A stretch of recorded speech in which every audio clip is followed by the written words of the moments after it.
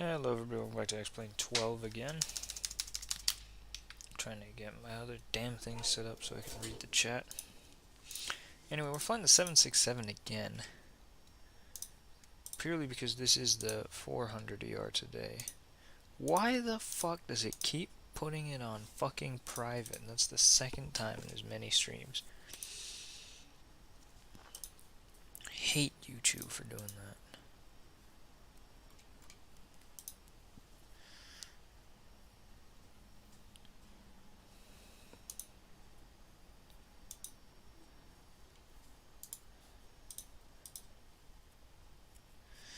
Anyway, we are just about to get started here. We're sitting on the ground in Phoenix. And we're going to be flying to Atlanta today.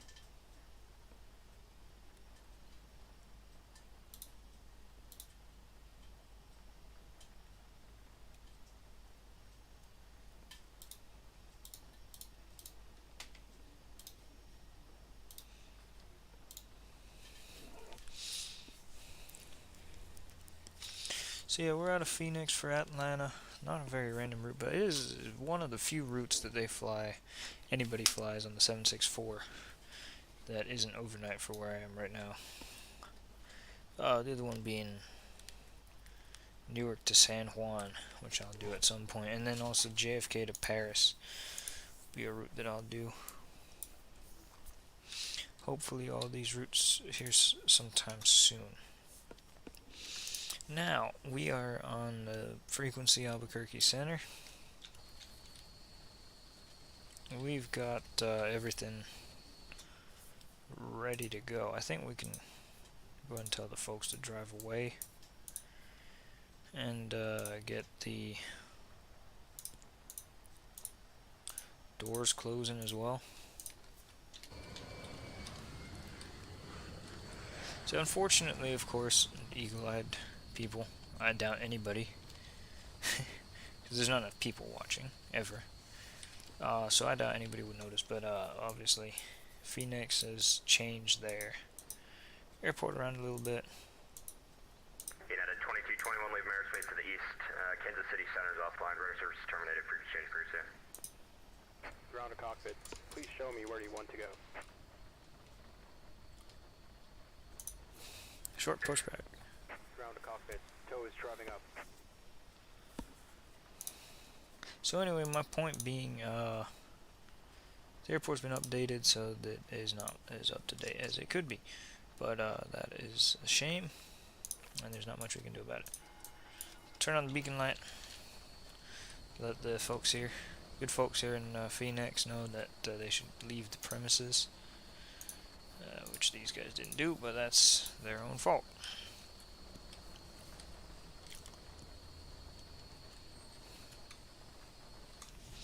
Flying the Skyteam livery today because I felt like it.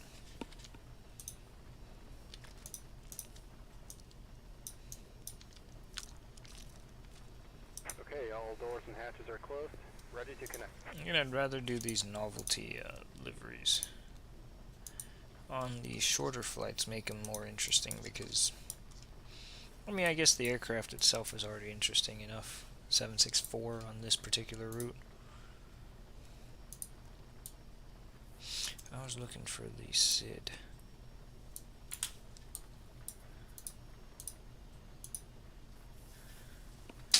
We did the maintenance.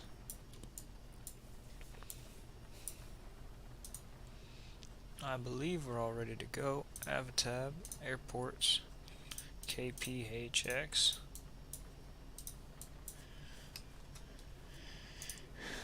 Get the airport chart. Tow connected and bypassed in and surveyed. Release parking brake. Broke one departure to max out. Starting pushback. And you may start engines.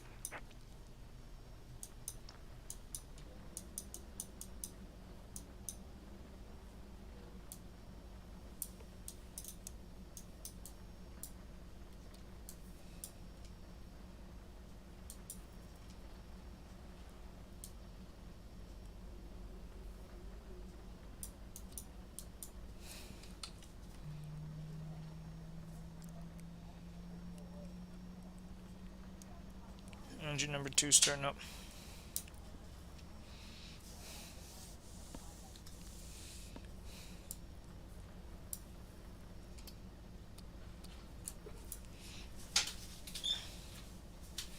Go and start number 1 as well.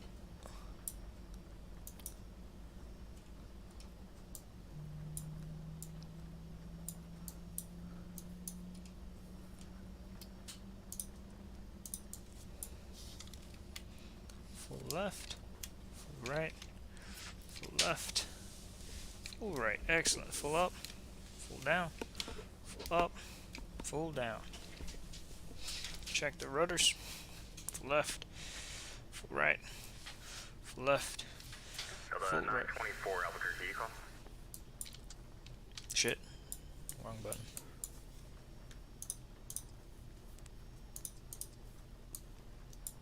Operation complete. Set parking brake. Parking brake. Disconnecting tow. Stand by.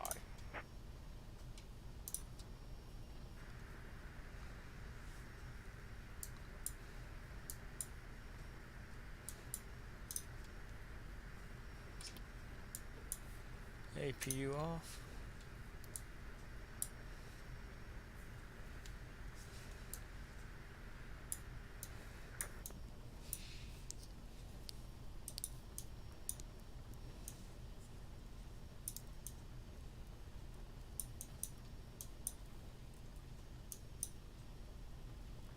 .078 is the heading up until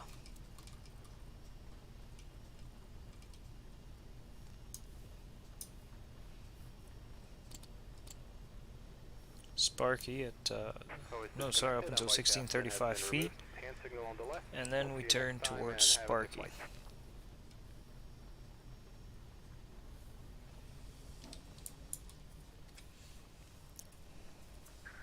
Albuquerque Center, hello, Delta 924, 51370. Delta 924 Albuquerque Center, hello. Albuquerque Center, Delta 733 Heavy's ready for taxi. Delta 733 Heavy runway 7 left, taxi via Delta. 7 left via Delta, Delta 733. That's something right there. I will set the flaps to position 5.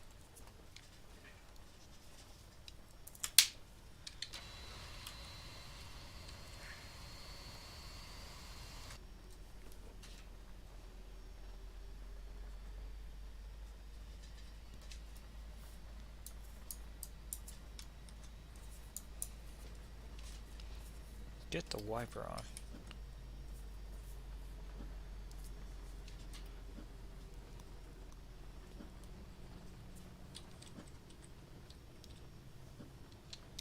Whoa.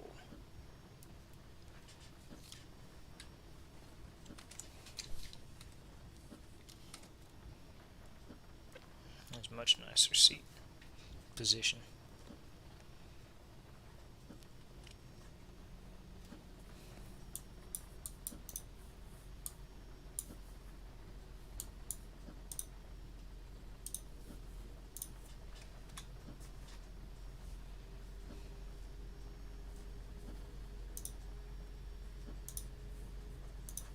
Alrighty.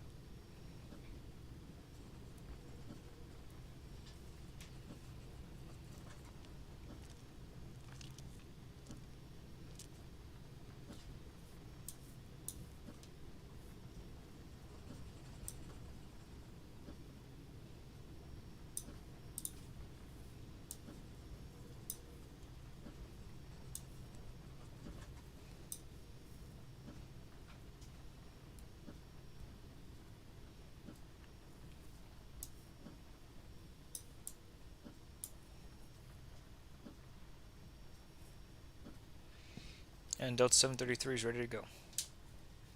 Delta 733 to wind 070 at 7, runway 7 left, clear for takeoff.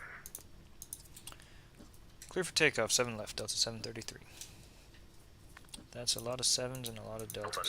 924, proceed direct Geeky, Golf Echo Echo Kilo uniform. Correction, Kilo Yankee. Right, Geeky, Delta 924.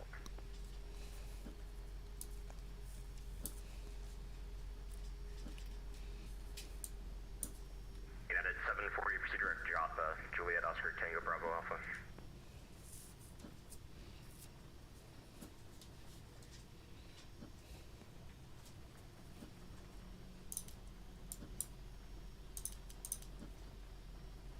Fuck it, I'll start the clock. That'll work for sure at least. Alright, thrust to 40% and I'll go to Toga.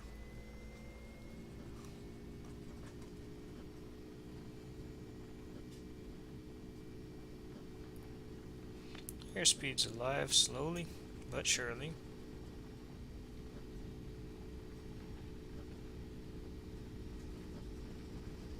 80 knots. Shit, I forgot the fucking auto brake. Yeah, idiot, make idiot moment. I felt like I forgot something, but whatever. V1 rotating, I guess. 135.55, good day. Positive rig group. Over to LA and have a good day. Damn, it's just fucking to force the nose for it not to fucking start going crazy on me. Give it some more trim up.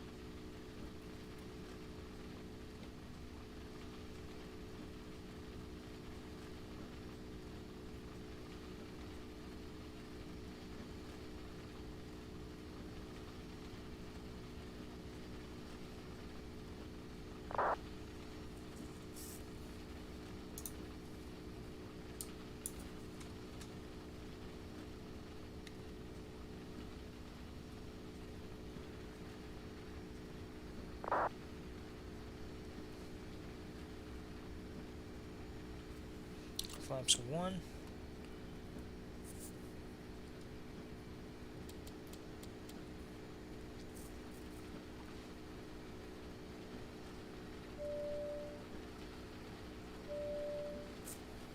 American 2108, you're under contact 35 miles east of Carlsbad via our winning blue quick direct driver.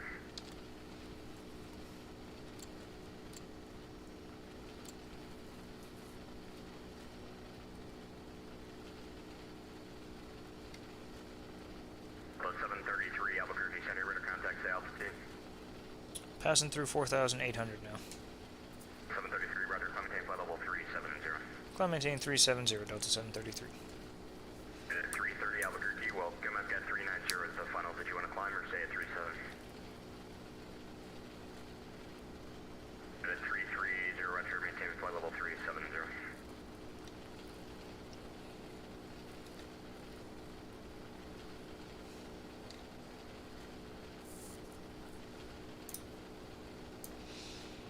Unrestricted climb to 370 now.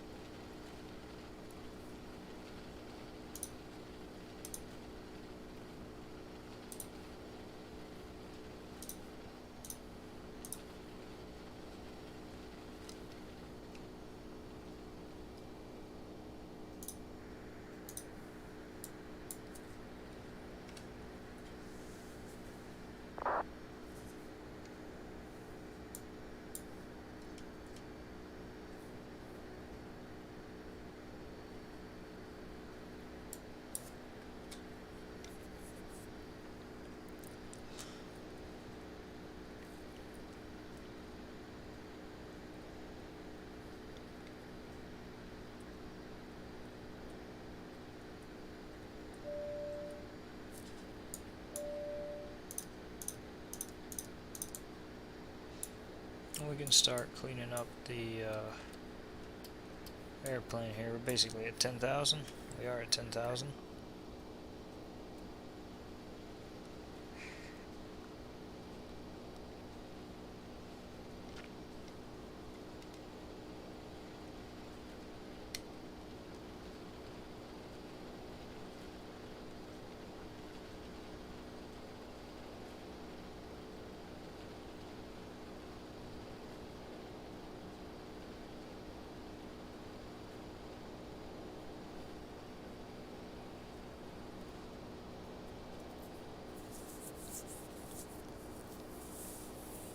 I set the trim to be where it wanted, but for whatever reason, the damn thing decided to...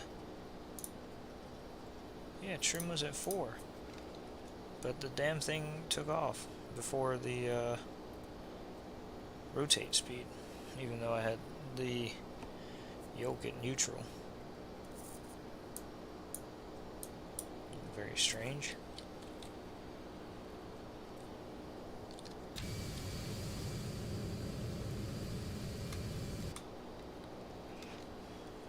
It really likes to climb. These CF6 engines are pretty powerful, but then again, we are flying relatively empty in the sense that, of course, this plane is used to doing much longer flights. So climb out of Phoenix should be rocketing out.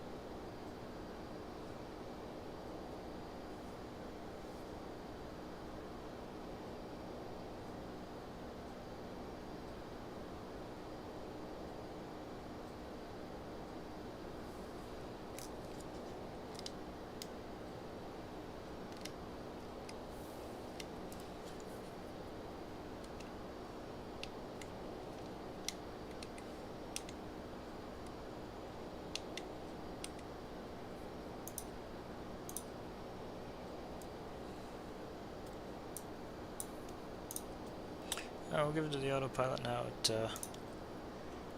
right around 18,000.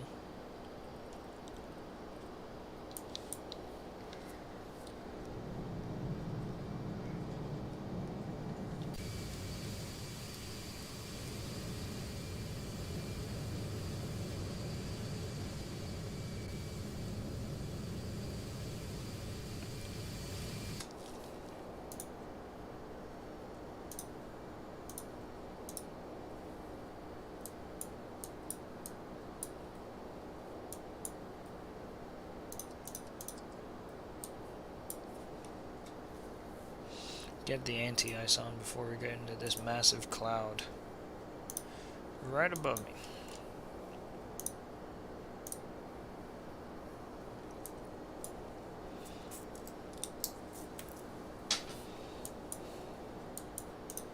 United 330 Pursuit Stanley, Sierra Tango, November, Lima, India.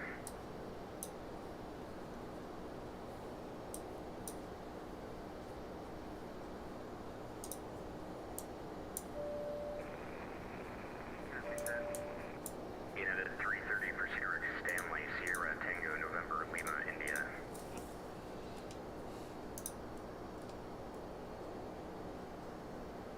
$733 is on a 330-900 today for some reason.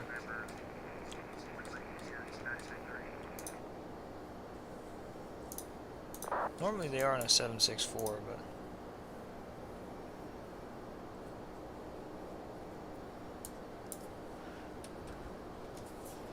for whatever reason today they're on a 330-900.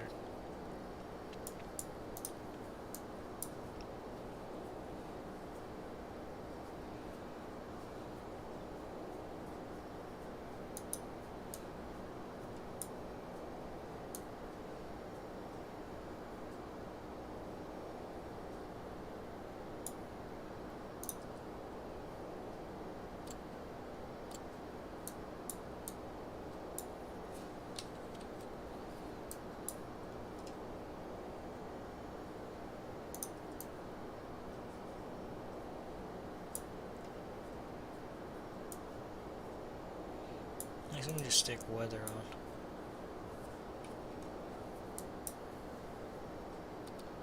Or actually, I'll stick it on the right-hand side.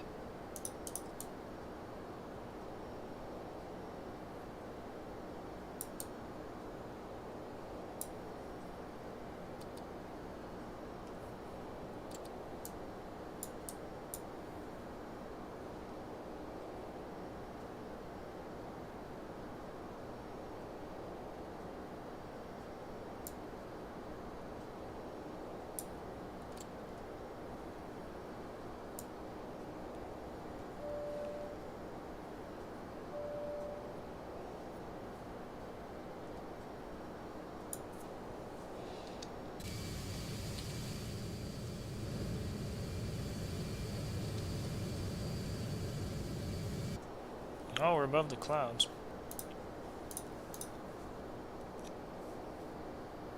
That really does look like a 777, good lord.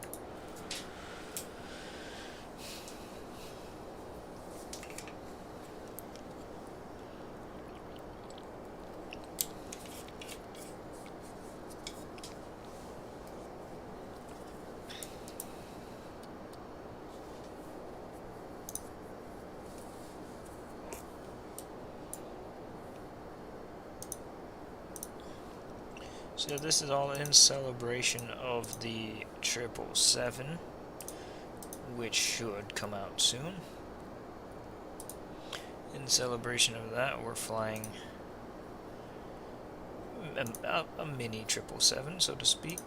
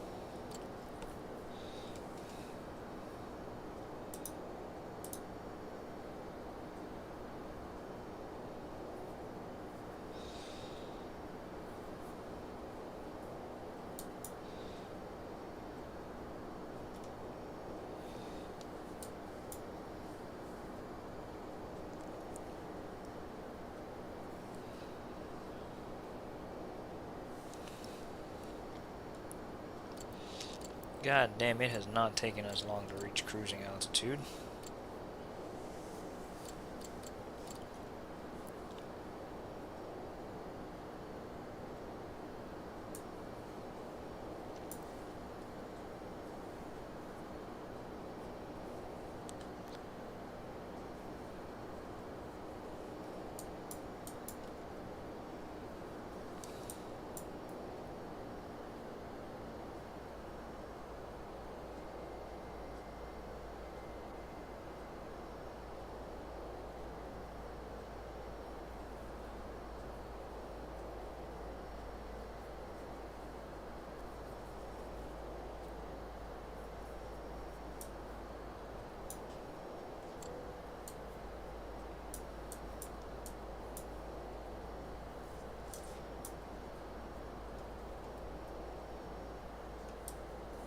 I got the anti-ice running too.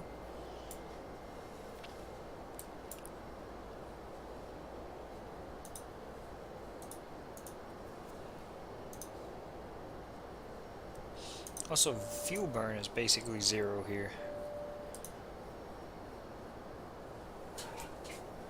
Because we are running light.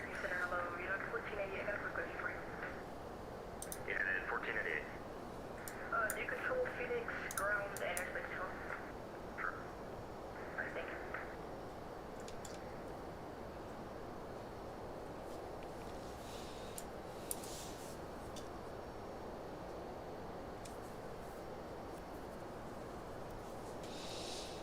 United 740, contact Denver Center on 127.62, okay? Correction, 127.65, okay? 2765, United 740, we'll see you, thanks.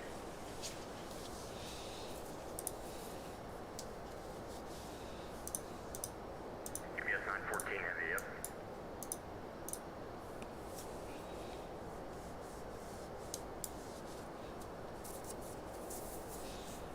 Louisville to Burbank, that's a route and a half.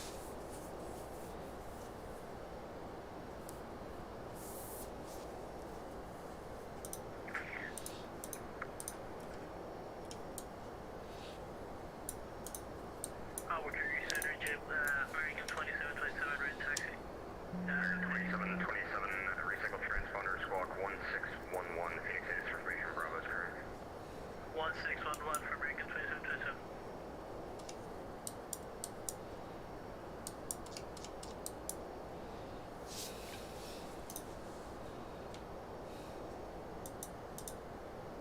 Africa D Center, good afternoon, hello, UPS.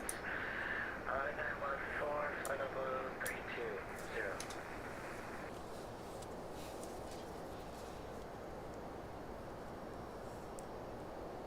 Yeah, UPS 914, Albuquerque Center, right in.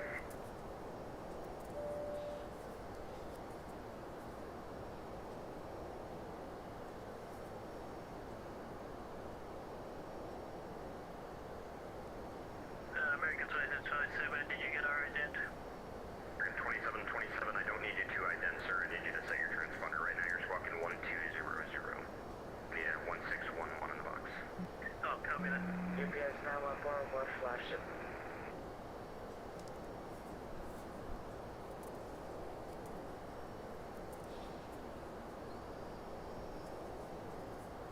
UPS 914, you're to contact 300 miles east of the Toby. If you are, contact Denver Center 127.65, so on. 127.65, 6 minute watch as well, ATC, Phoenix time.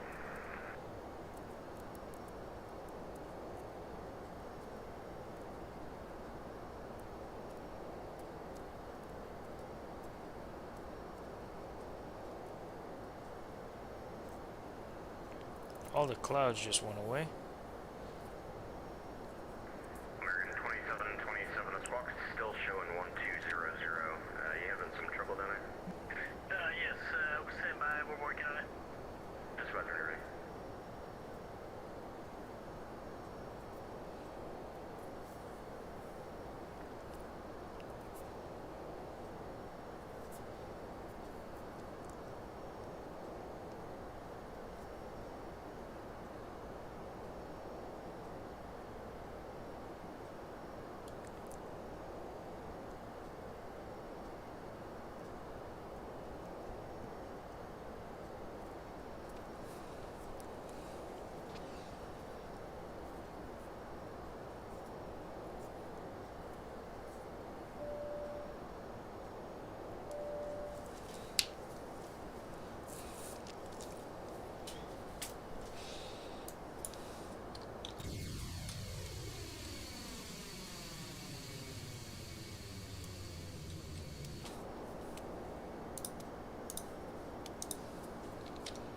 Am I being stupid, or now that I'm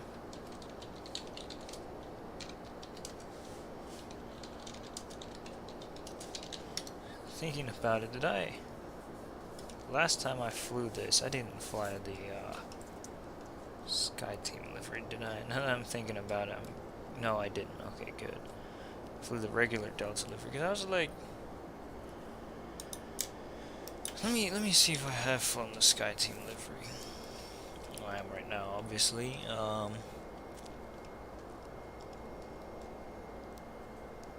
Albuquerque Center, good afternoon.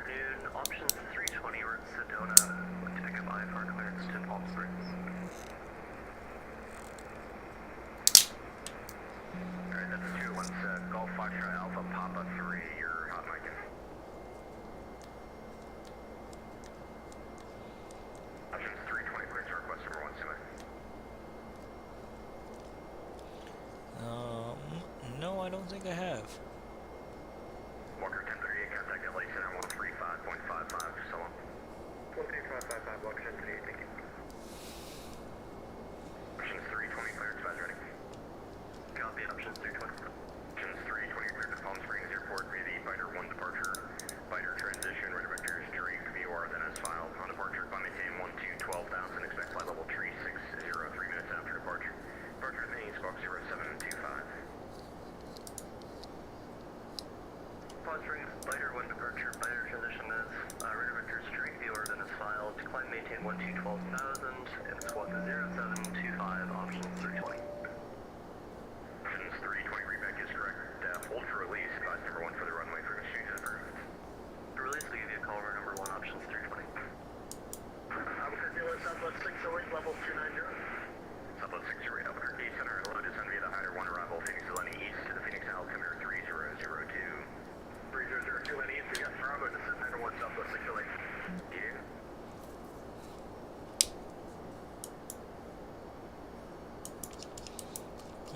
I assume that there will be ATC in Atlanta when we get close.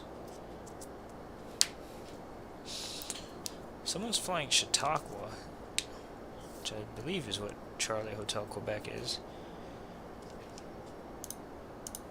Chautauqua hasn't existed in a long time.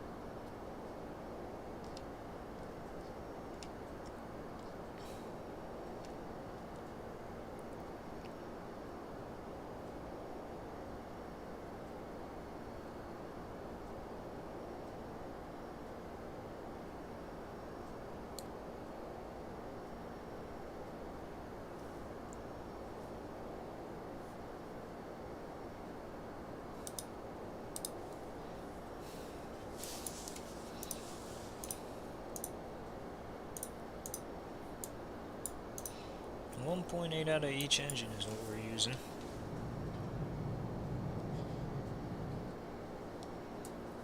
Look at how pretty it is down there. There's literally nothing to see.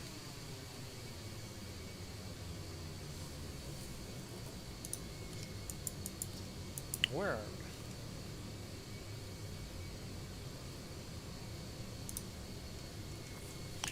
we? We actually just crossed the border into New Mexico.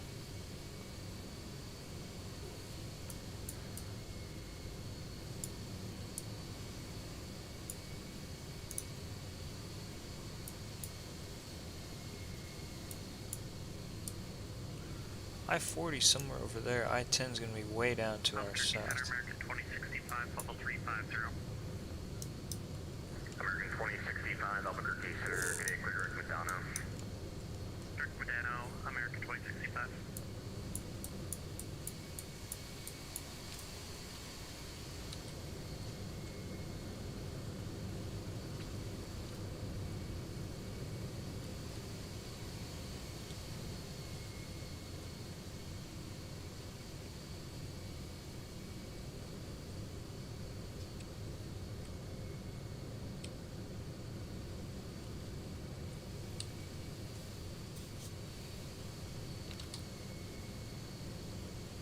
the fuck?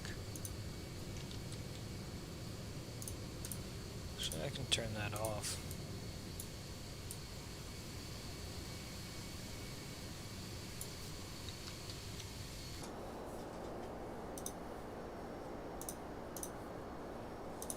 Post a couple of some screenshots of me flying at 370. Options 320, route number 1 for departure, Sedona. Options 320, roger, release for departure, clearance void if not off by 1851. If you're not off by 1851, advise me on this frequency not later than 1856 for your intentions. It's under 1841, frequency changes approved, call me over. This one off by 1851, Zulu will give you a call in the air, options 320.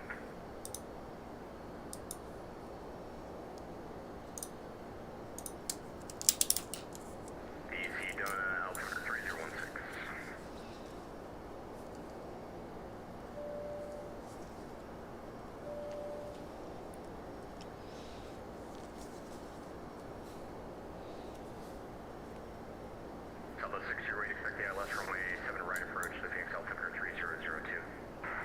Expect ILS 7 right, Southwest 6 weight.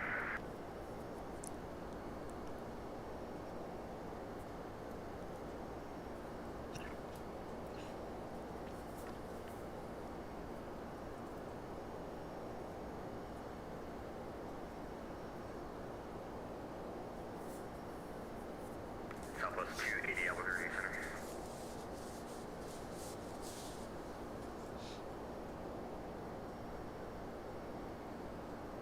Southwest 280 Albuquerque Center.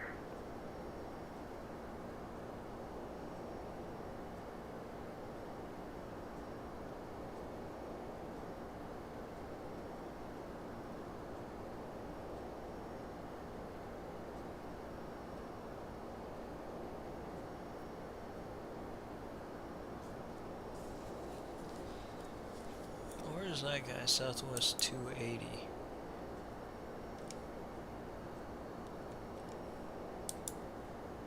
Oh, well, he's skirting the airspace.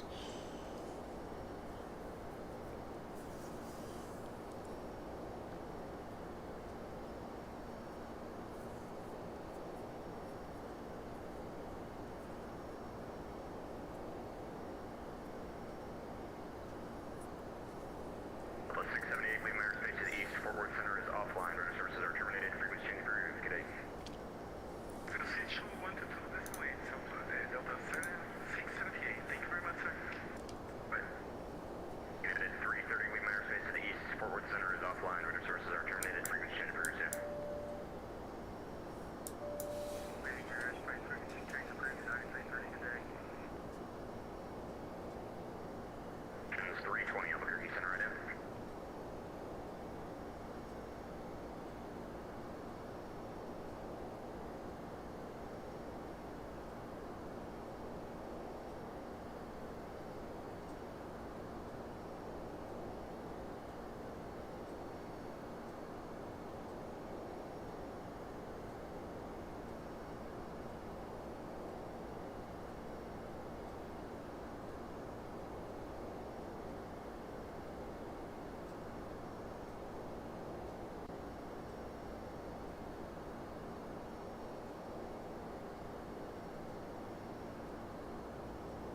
Options 320 Albuquerque Center right now. Options 320, 8,000 climbing 12,000.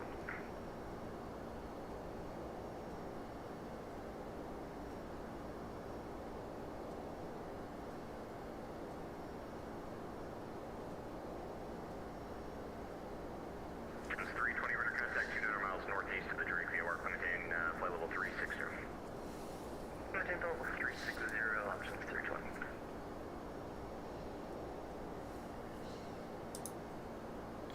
Options 320, passing 12,000, clear direct to Drake VOR, resume navigation. Passing 12,000, clear direct Drake VOR, resume nav, options 320. It is not much. There's not much to talk about here. Albuquerque Center, Skyhawk 602, Lima Papa, Aslan, Del Richard. Skyhawk 602, Lima Papa, you're 5 by 5.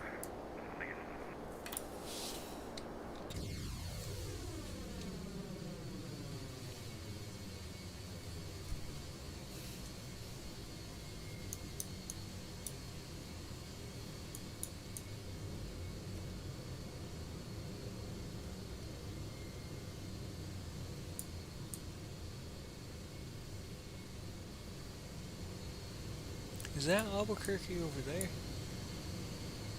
I think so, actually. Suburbs of it.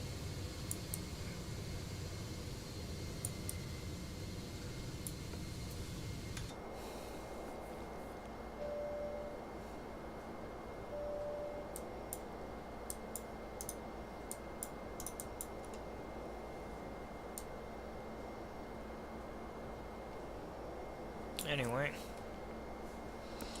31 minutes in. Been cruising for a while. The ground, well, it's actually at 5:01 now. It did, the wind, I guess, increased a little bit there. Yeah, it's 1488, ramp up control, push to circle house discretion, call me Charlie for taxi.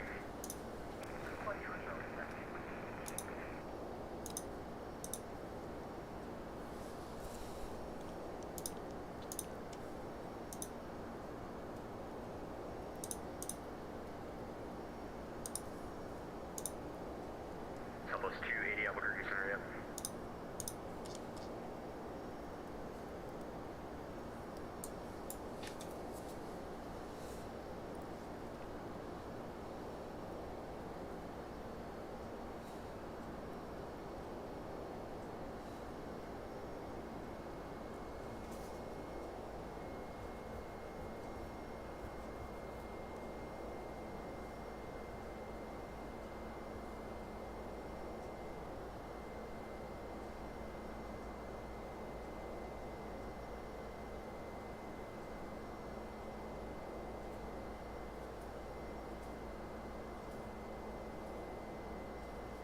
Afternoon, Albuquerque Center, Southwest 280 with you for level 380.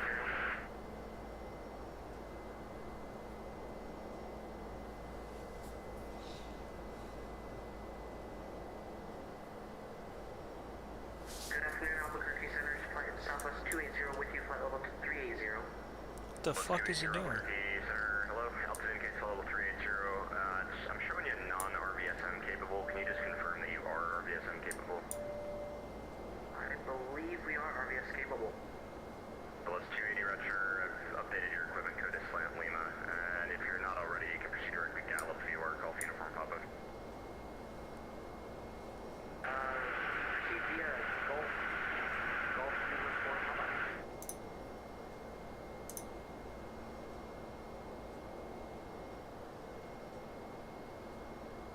The fuck did it just do?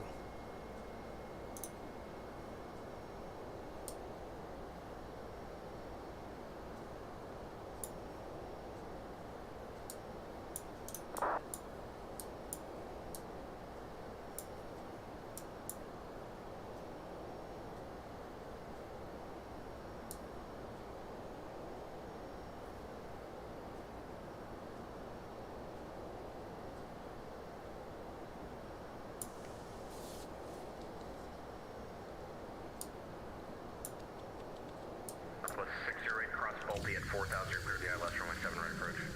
That's at 4,000, clear ILS 7 right, Southwest 608. Now there's I-25, I think.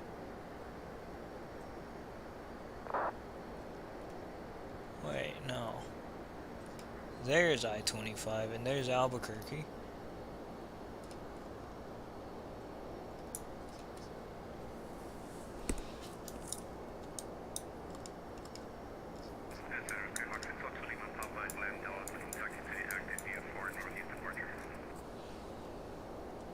November 602, Lima Papa runway 1, taxi Alpha.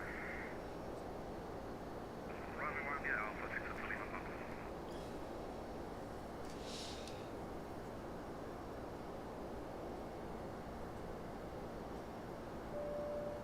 American 2108, descend via the ping 1 arrival, Phoenix landing east to the Phoenix altimeter 3002.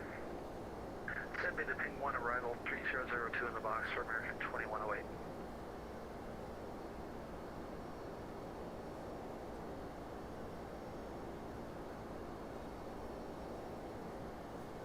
Southwest 608, the wind 070 at 7, runway 7 right, clear line. Runway 7 right, Southwest 608. Bridge 602, Lima Papa advisory not complete.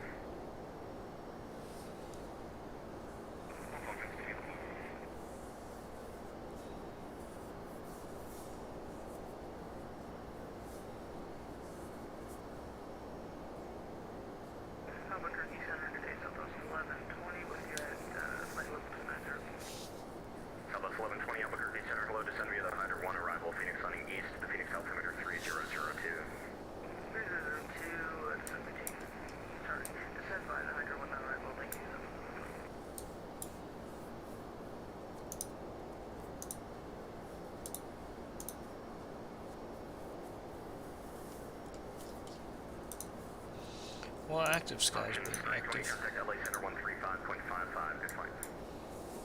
Over LA 135.55, good options 320.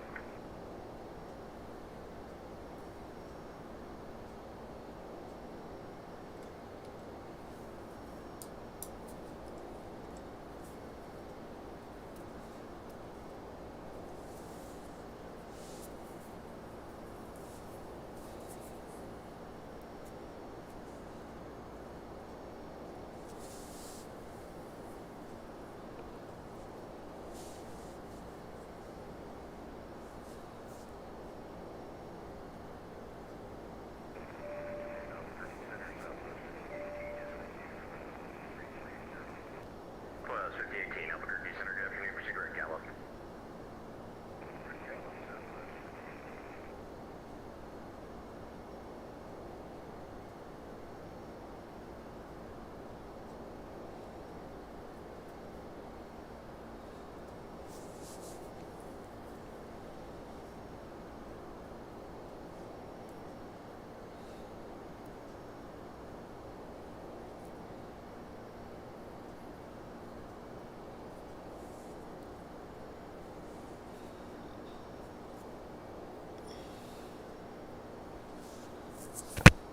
Whoops.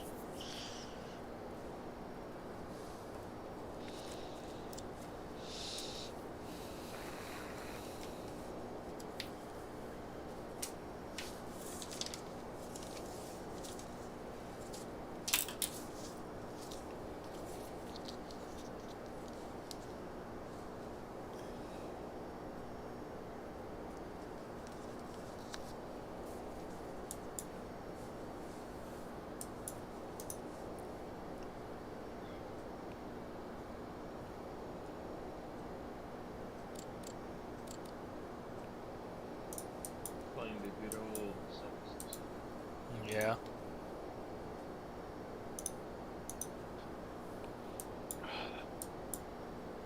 I flew from Heathrow to Bologna and from Bologna to back to Heathrow. Some little spin out, Good job. like 5 AM. Good job. Southwest 5018 at Gallup, descend to Yeah, vehicle I missed the arrival, blue expect flag. vectors, DL733 approach. Yeah, by about 10 hours. Oh, I like went to sleep initially. Got up. I didn't feel like sleeping, so I just watched stuff and stayed up. And then I did fall asleep eventually during the day, or like early morning. Yeah, I did 1488, runway 7 And you slept until midnight. Yeah, there's no excuse. I just decided to fuck it. I'm gonna sleep now, and I don't care. You slept until midnight. Yeah, but that, yeah. How does someone even do that? Rhythms. I'm impressed. Rhythms are fucked. I'm impressed.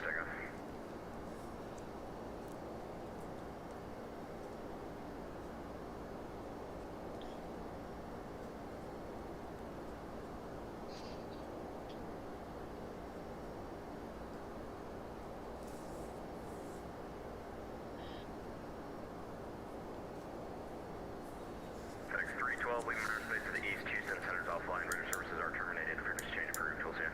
I'm just flying a 727.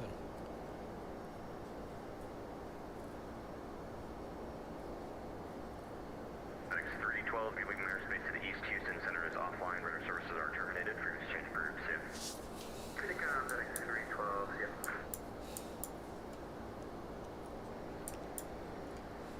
Southwest 1120, expect the ILS runway 7 right approach, the Phoenix altimeter 3002. Expecting 7 right for ILS. The stream is delayed big time. How much?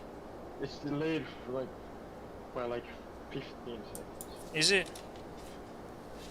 Number 602, Yeah, Lima Papa, you're requesting radar services. Usually it's delayed for around 2 seconds. It's like 602, Lima Papa, roger, frequency change to advisory is approved, good yeah, flight. the 767-400 was one of those iconic dude boy. No problems with production, the design, just awesome.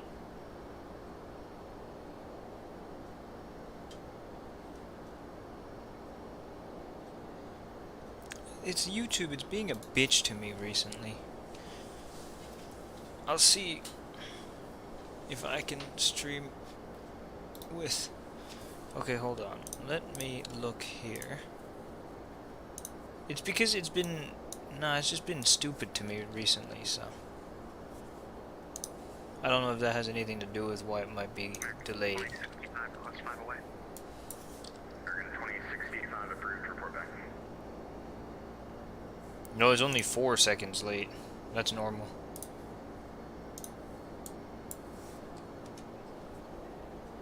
Yours is later. It's My not internet at the moment is contributing yeah. to that delay as well.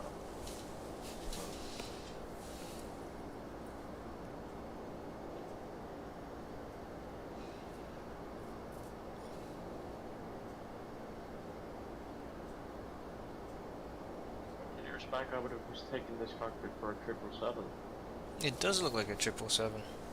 Yeah. Part of what Fine. makes it so Except great. for, you know, the MCP panel is different, the lights and their positions are different, the screens and the cockpit layout is like marginally different. It's not. It's basically the same. It's basically the same. It's like if you would compare the A330 to the 350s, it's like it's not based on the same structures. Like No, it's not, but it's quite similar. The instrumentation mainly, it's like, you know, the A320 and the A330 family, they share common instrument philosophy. I can't make words this one, but you know what I mean. Like, actually, now that I think about it, even the 737 has like the same type of screens. Yeah? Yeah, the 737, 767. Don't forget the 747. Oh yeah, even the 74 had these stuff. I mean, the PFD and ND, they looked exactly the same.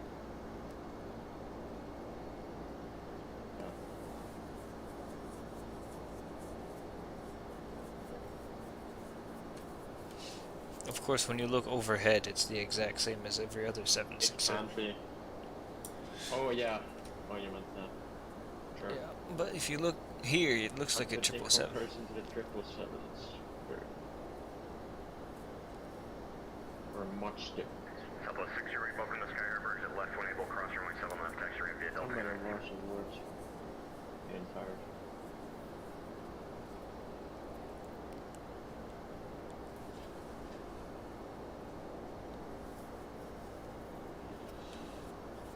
Southwest 280, descend via the Eagle 6 arrival, Phoenix on engaged to the Phoenix altimeter 3002. Via the Eagle 6 arrival, altimeter 3002. Traffic 3002. It seems likely that on that Latam Airlines incident a few days back, it was actually the flight attendant. Yeah, that, like, I put know. her hand to the cockpit seats. And that's why you don't blame anybody without knowing any facts. Not Who you knows specifically, what's but going everybody else. It could be Airbus. know. It could be the same thing. Okay, Mr. Y. Qantas But 72. honestly, Well, I mean, it's a yeah, good point. fuck. It's a good point. In fact, if I recall, these sort of Yes. computer bugs, which are completely uncontrollable, Airbus has had one and Boeing has had none. You sure? Yeah. Think about it. No, I'm sure. Maneuvering characteristic system. You could turn that off. You could turn that off. But it resulted in a crash. And Yeah, the so? Qantas 72, it did. I never said that it resulted. I never said anything about Yes, crash. Hey, you look, no. did. I never said anything about crashes. I said uncontrollable. No. Listen. I said uncontrollable, software-related issues. Airbus had one, completely uncontrollable. Boeing had none. You could control it. You could turn it off. Wait, completely uncontrollable? Yeah, completely uncontrollable. Airbus had They one. did end Boeing up had none. recovering. Yes, after the software bug stopped being a bug. But for a while, it was completely uncontrollable. Yeah. If you look at Which the one facts, are you talking about now? Qantas Flight 72. If you look at the facts are, it was completely uncontrollable for a period of time, and that has never happened in a Boeing plane because of a software-related issue. That the plane is completely uncontrollable. Rather uncontrollable, Not yes. in the exact same way. Yeah, well, yeah, but You did it. but now you're changing the criteria. I don't know. I'm just saying. We were just No, talking about computer or system related. no, but let me tell you the reason why. No, but listen. The reason why I say this is because people pile on Boeing and say it's a inferior and everything is wrong with it and there's nothing ever wrong with Airbus. I'm not defending anybody. I'm only stating facts that prove otherwise. Canada right now. No, what I sound like is a person who's saying only facts, nothing else.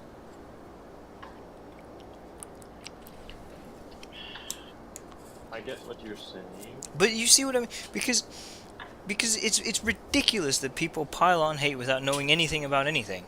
No one knows any facts. No one cares about any facts. They just say what they want. I'm just saying that you should, not you specifically, but people should do more research and look into these things. Well, did you know that once upon a time, the Boeing engineers actually found some nasty stuff in some nasty areas of an aircraft? They ended up like leaving some of the tools that they used in production, the line, and they left them in some areas, in some compartments that had something to do with hydraulics, and the test pilots ended up taking that plane. They nearly crashed it because of it. Hey, And look, it turned out to be a I trip never heaven. said anything. Knowing, you know what's a fact? You want to talk about facts? Yeah. Boeing's had multiple problems with their quality control. You can talk about the quality control. I don't disagree with the quality control. Initially, when you take into account the continuous, when it comes about safety cycle.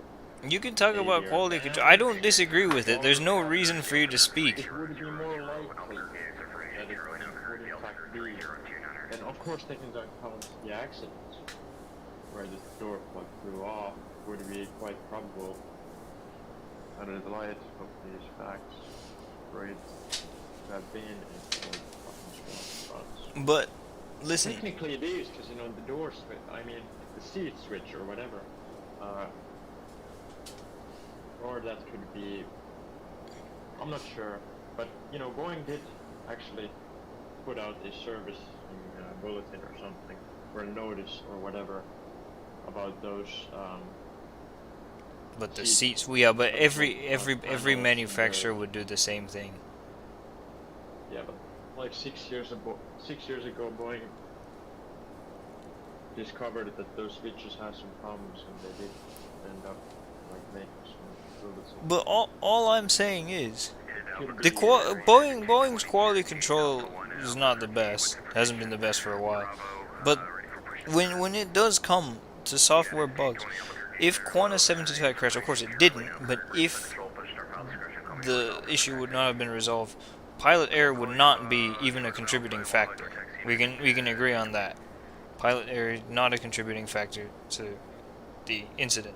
of course. Both Boeing 737 Maxes, you must say that pilot error was a contributing factor. Minor or not, still is. It was.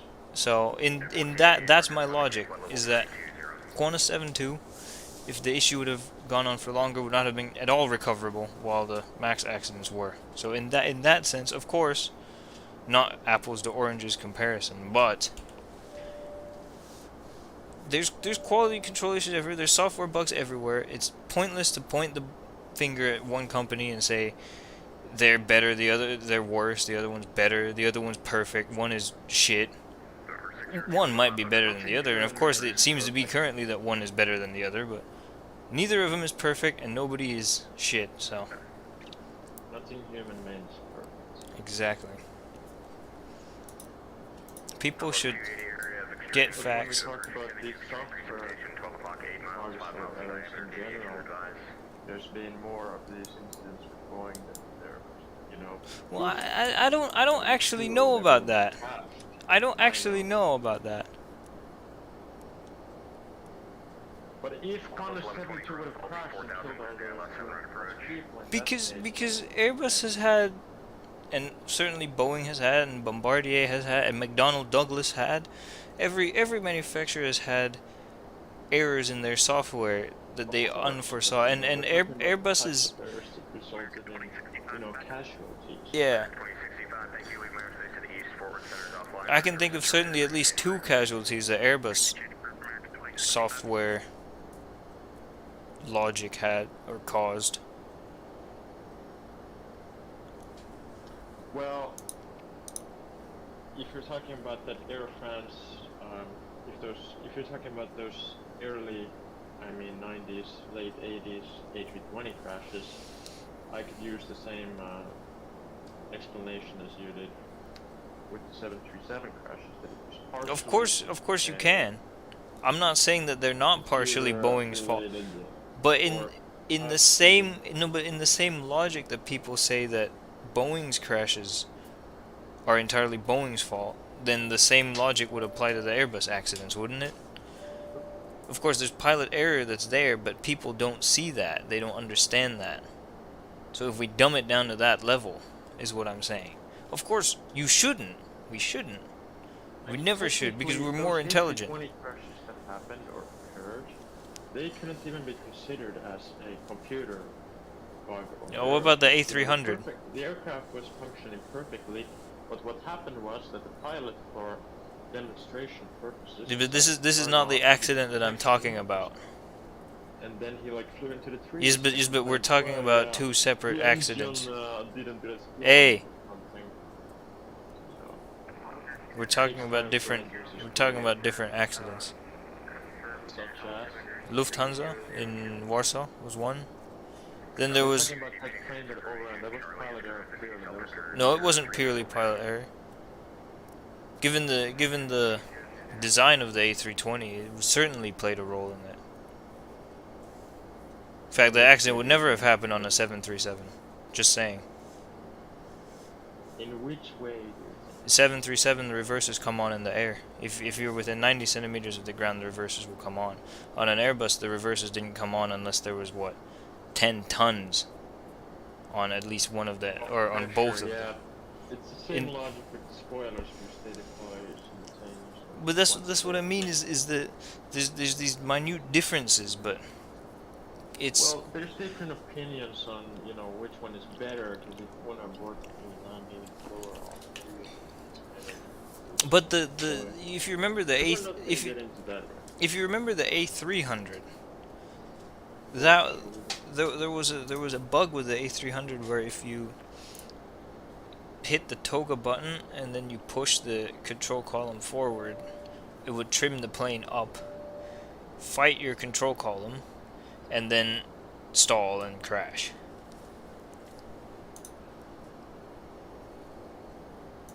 Well, you sure that was an Airbus problem? It was on the A300. Yeah, I know what you're referring to. Are you sure that was purely, I mean, those incidents where the aircraft stalled, that was purely Airbus stalled, or even software bug? Okay, well, it happened to If Finnair. there was this one It happened. Asian It happened. It happened to Finnair. They didn't crash, but where the plane pitched up, and then it stalled, or at least almost stalled, and then the pilot recovered. It happened to Finnair. You can look it up somewhere.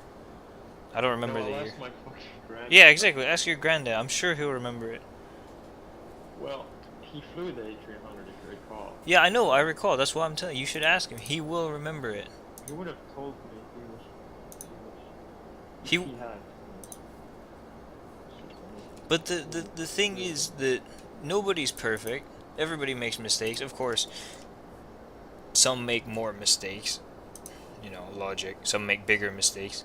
But it's entirely pointless in an industry where there's exactly two companies. Southwest 1120 to wind It's not just 0504. two. You're forgetting about.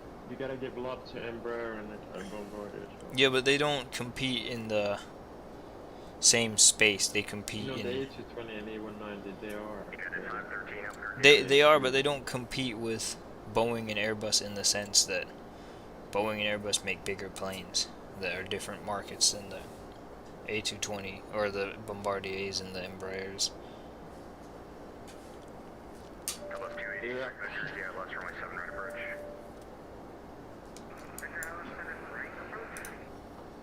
Affirmative, Southwest 280, expect vectors, yeah, last runway 7 right approach.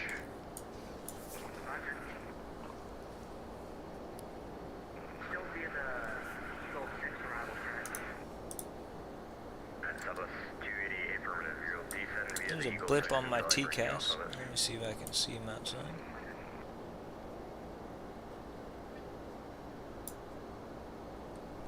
United 513, Albuquerque Center, good afternoon, descend via the Hunter 1 arrival, Phoenix landing east to Phoenix altimeter 3000.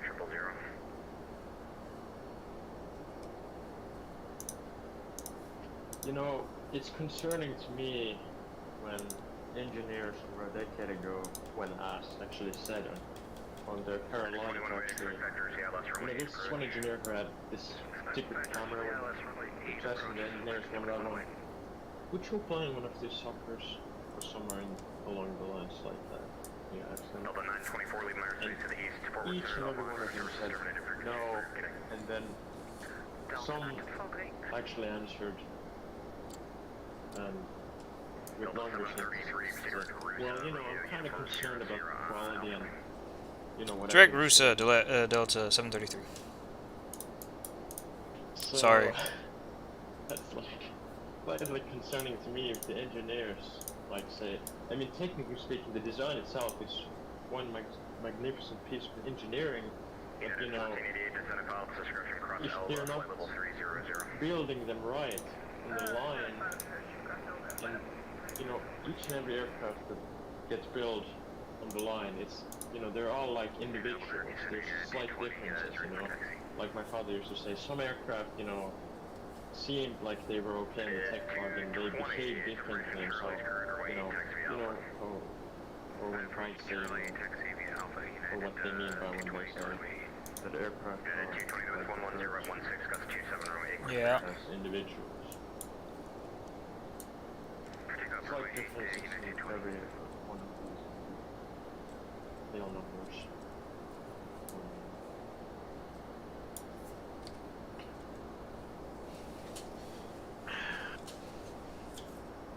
And this was, in fact, it was the Carolina factory, and they were building 787s. And all of the engineers said, no, I wouldn't fly on these.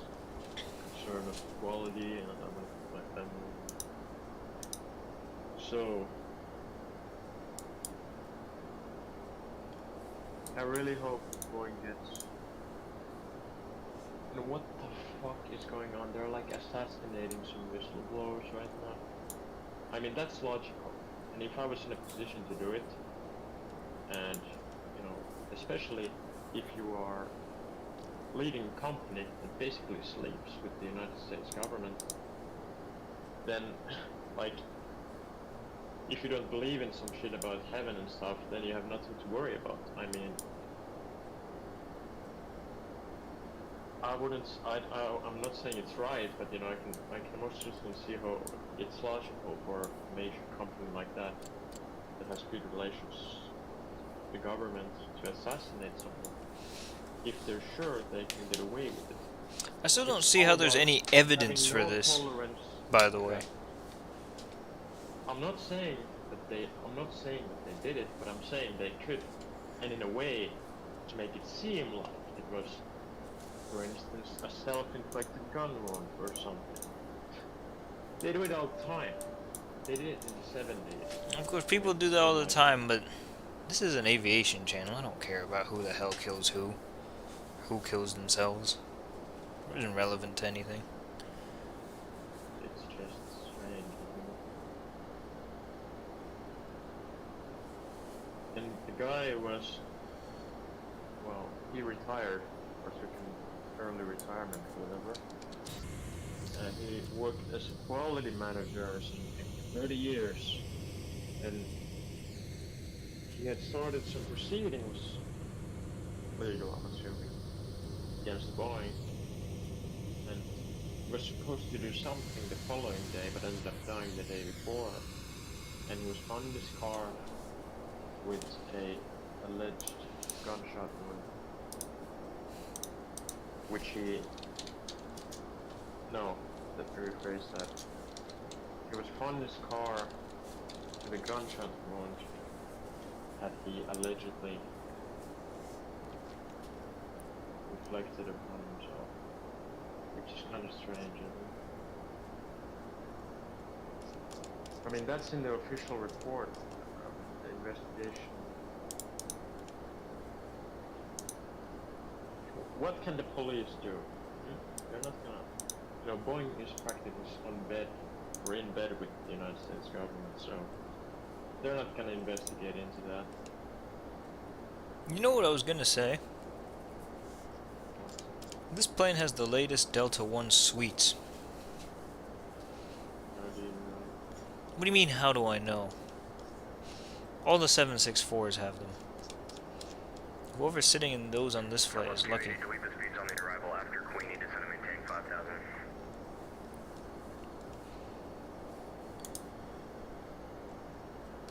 It's 280 after Queenie, descend and maintain 5,000. Am I surprised that Boeing actually kills someone? No. But am I surprised that they're actually making it like... There's no question, it's almost too, like... Everyone can see it, or, you know, see through the official report and say, aha, yeah, Boeing killed me. No doubt. It's... American 2108, delete the speeds after Legacy, descend and maintain 5,000. I don't. I haven't looked at the case. I haven't looked at any facts. I don't care. You know, what branches does Boeing have? They have like commercial airplanes, they have space program, they have some military aircraft, and they have F-18s and F-15s now.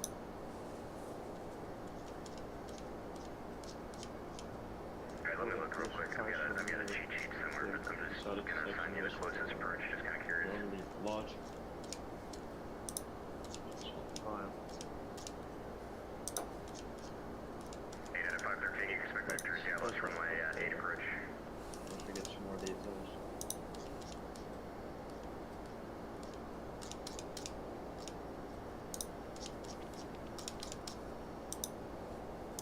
United 220, radar contact altitude.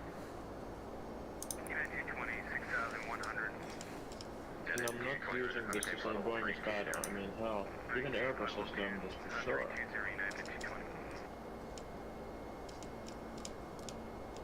Plus 733, leaving airspace to the east, forward southbound, radar service terminated, frequency approved, good day. Over to Unicom now. Thank you very much for the ATC. Have a nice day. Delta 733 Heavy.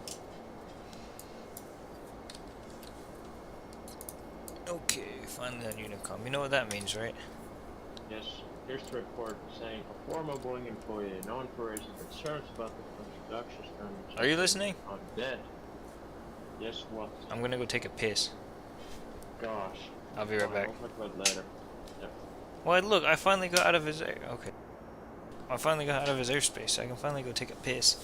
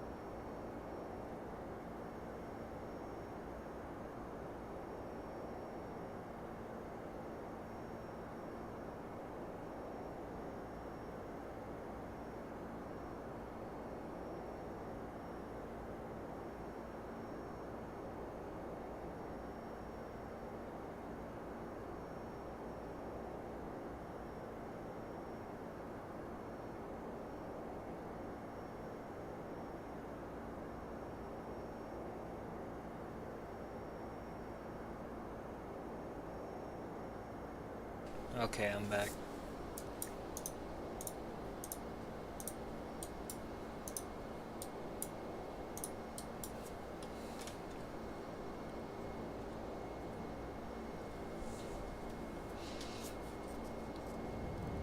What were you saying?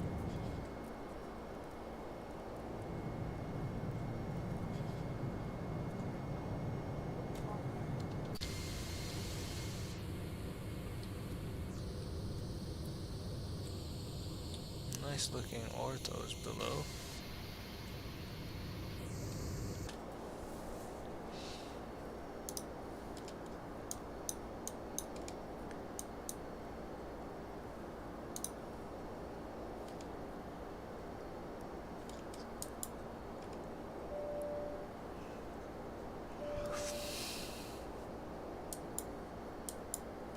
Well, I'm surprised there's no ATC in Atlanta. Usually there is. We'll see when we get closer.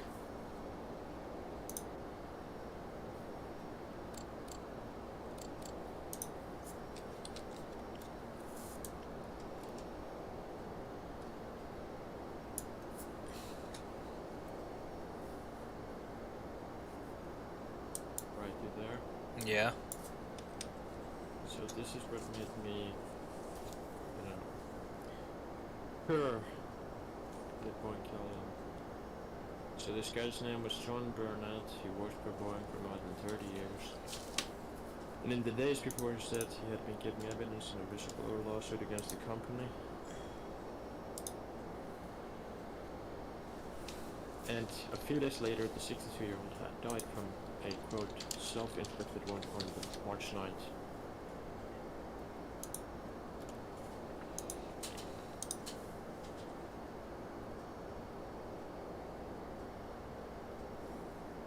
Made me very suspicious.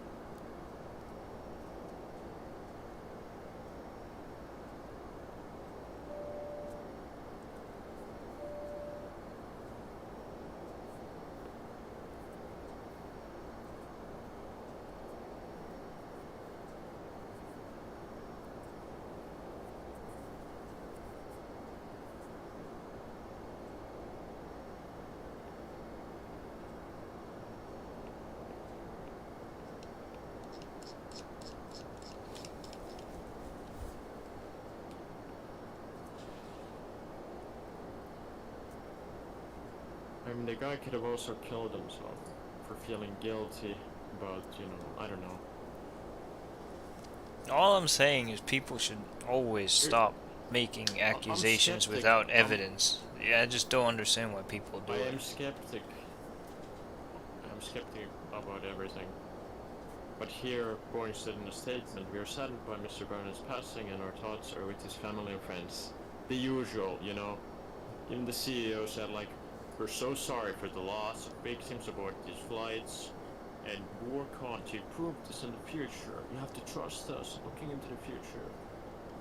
Think so. What do you want him to say? I mean, it's just... What do you want him to say? Acting. You know what I would say? I would But say they fuck say it. all. You know what I would say if I was a CEO? Say fuck would all say- of you. I don't care. Yeah, exactly. But what, like, actually though, what do you think they're gonna say? Anything but this. They always say it like in a manner that is like, gosh.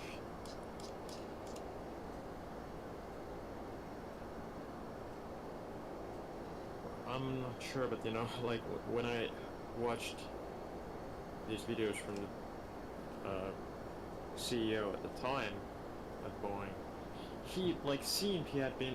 It nearly seemed like he had been acting for those and like practice for those before he made those videos or whatever. It's like so. Okay.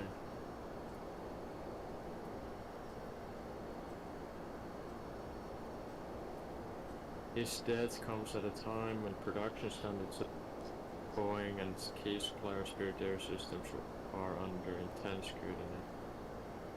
This follows an incident in early January when an unused exit door blew off brand new Boeing 737 MAX.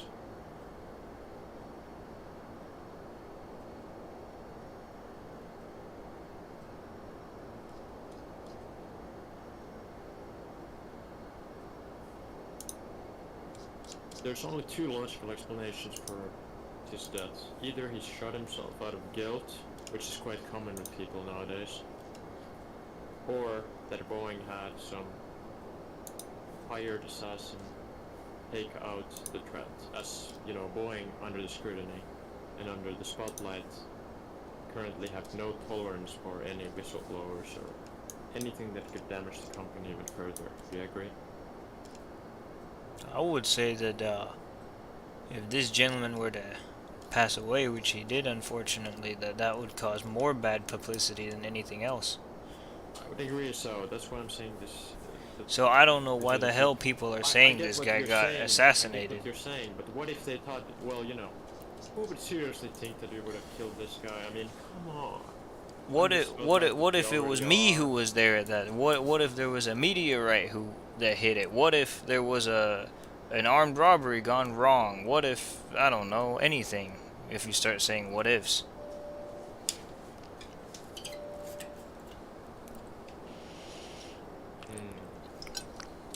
I'm not saying you're wrong, I'm just saying starting a sentence with what if is the worst thing anybody can do in any sort of criminal proceeding. Okay, Mr. Counselor. But it's more unlikely, I mean, realistically and logically thinking, that it was some armed robbery. Of course gone it's wrong. more unlikely. But what if? No, Yeah, but might you as know well what I just mean. go out there and If you start a sentence with what if, there's no facts. It's all baseless accusation. The Well, only let's fact. imagine that you had an ex-girlfriend. First of all, I don't. Yeah, First of all, know I you don't. don't. Let's imagine that you did. That's impossible. Do you know why the police go to go talk to the ex-boyfriend actually? Well, yes, that's why they go talk to them, but This is the most probable. because I believe strongly in facts, Yeah, but when you don't have facts, you go with the most probable. and when you don't have the facts, I don't reason- believe anything, frankly, because there's no reason for me to believe anything. anything. So. I didn't say I believe in any of these things. Yeah, I know you didn't, but I'm just I saying. certainly think that, you know, it's more probable that it was, you know, Boeing, or that he shot himself out of guilt than some armed robbery. Of gone wrong, course, those are the two most likely explanations. But if there are no facts, then I don't care. And I don't care even if there are facts. But if there are no facts, there's nothing for me to look at or to do. You know what I mean, right? Yeah, I mean, either way, I don't care, because, you know, even if It doesn't involve be- me. It's I not mean, important. even if it was Boeing, what can they do? Nothing. Like I said before, Boeing is in bed with the United States government, so nothing's gonna happen to them. And they'll just deny everything. They'll maybe even take out the guy who did it.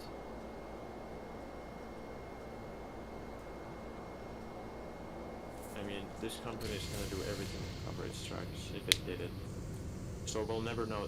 There will never be any facts. I mean, if you would have done this, would you leave any tracks behind? Of course you wouldn't. I wouldn't do this. You would take out the guy who did it.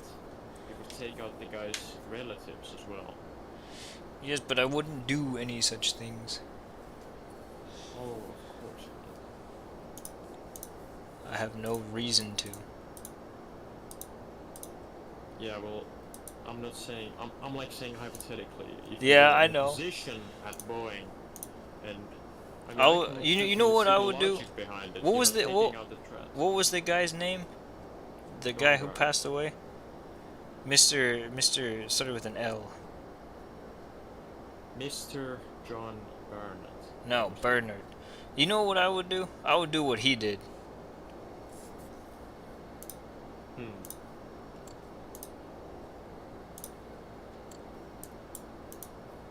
Well, he did a lot of things in his life, so He I don't shot know himself. What you're referring to. That's one of the probable outcomes, yes. We have no facts You on didn't believing anything. you didn't get it. It flew over your head, didn't it? Unlike, Yeah, American jokes. you didn't get that either.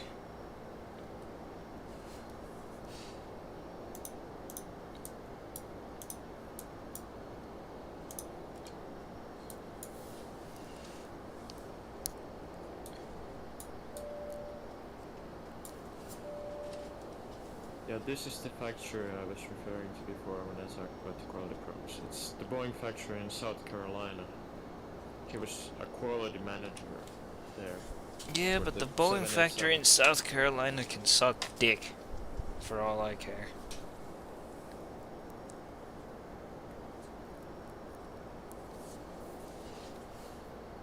Anyway, we have a nice tailwind.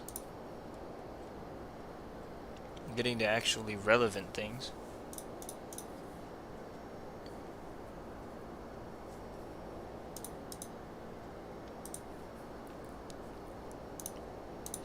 I have a nice tailwind.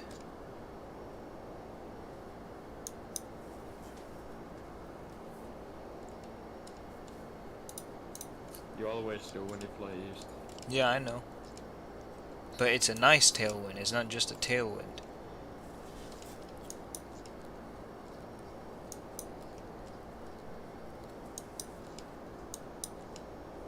Oh, it's nice.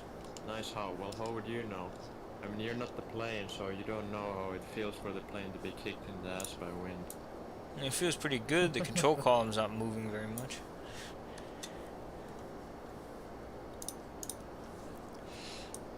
Did you hear what Krish said when we were approaching St. John's yesterday? Did you watch it?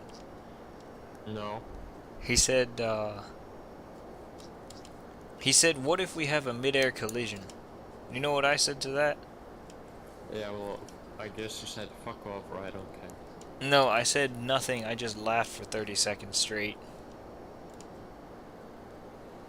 Okay.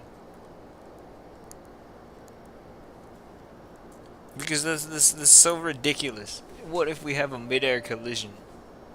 Just out of the blue. Yeah, exactly. He was like, guys, Okay. what if we have like a mid-air collision? And I started, look at it, you can watch it back. Isn't he supposed to be the, like, isn't he supposed to be the smartest one of us? No, he's just the terms of only one who's knowledge? becoming a pilot. Mid-air collision. I mean, he's supposed to know that collision avoidance system has been around for 60 years. I mean, not really. I don't know. 50 years. 50 years. Almost, I think. Almost 50 years.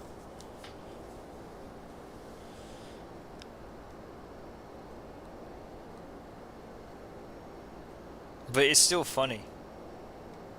It's funny how he asks you. No, he was asking me and Aditya, both of us.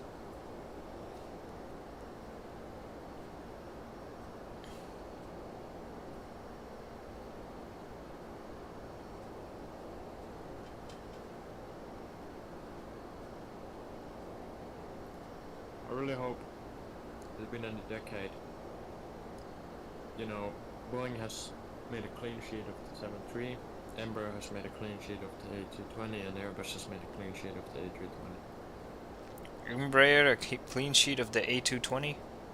No, I said Embraer clean sheet of. Wait, did I actually say that? I didn't. Yeah, I think you did. Unless you meant the E2. No, but the E290 is different. Yeah, Yeah, that's I what said I meant. A220. No, E2 and A220. Yeah. Different aircraft. Yes, I meant to say that. You know, I hope each one of these manufacturers makes a clean sheet design of those aircraft I previously mentioned. not sure about Embraer, but you know, Boeing, I'm not sure if they officially said, but you know, from what I've heard, it could be that they are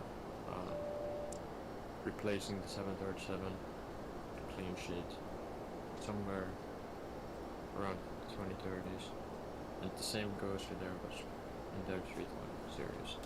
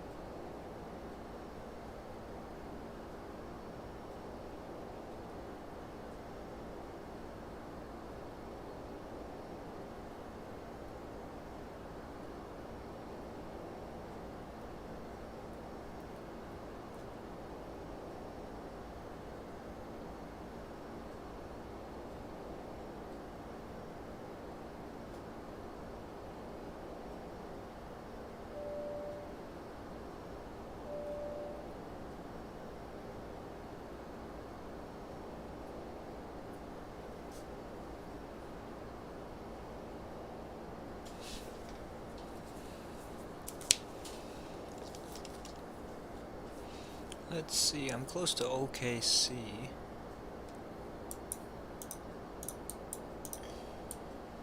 I'm 740 miles from Atlanta. An hour and a half of flying still. This plane does not burn much fuel. 3.5 tons an hour right now. In a wide body plane. So, like, kerosene worth $4,000? That's Something. not much. No. I mean, nowadays, standards, I think it is. No.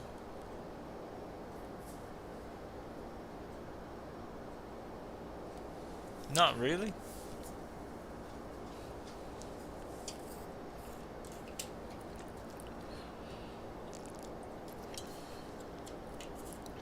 The thing is, what plane would be in the same market, would be the same size as the 767-400 that's currently on the market? I said with nowadays standards, I didn't Yeah, I say know, but I'm trying to personally. think what plane is the same size as the 767-400.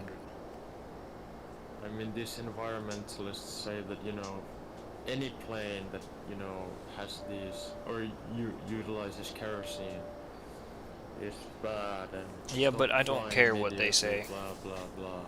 So yes. But I don't care about what they say, so.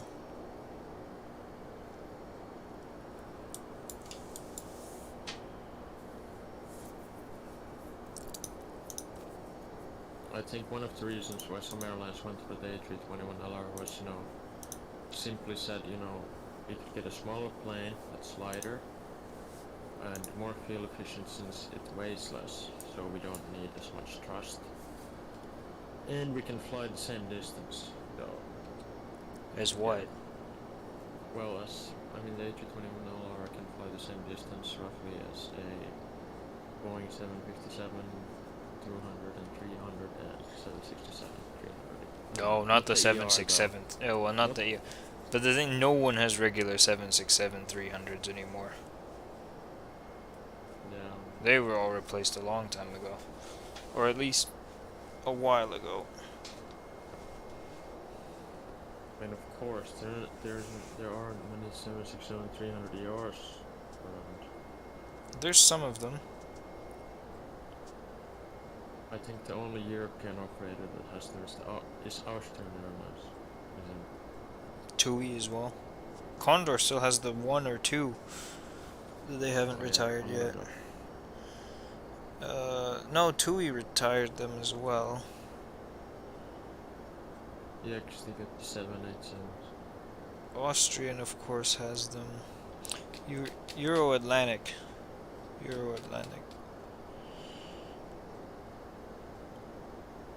If you count the Russians, some of them have them still. Like, Azur Air, Pegasus Fly. At least before Russia became Russia.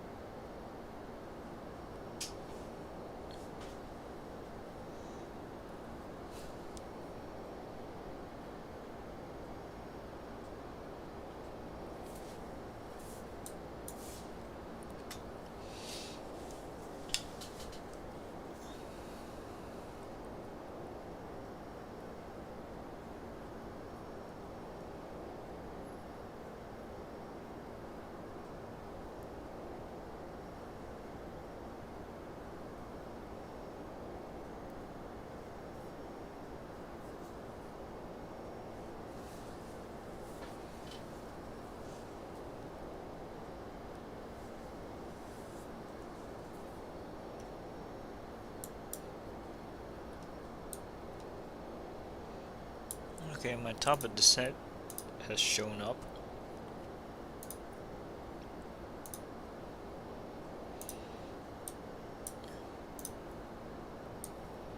How much fuel do we got? 16 tons still. Yeah, we're gonna land with a little bit of fuel.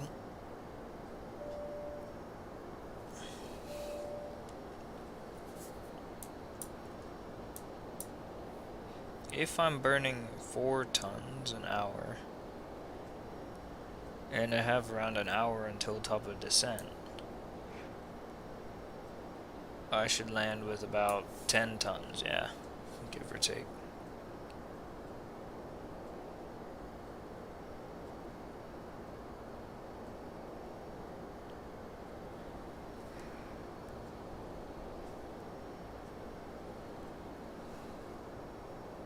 I mean, who cares? Doesn't the FMC tell you how much you have when you land?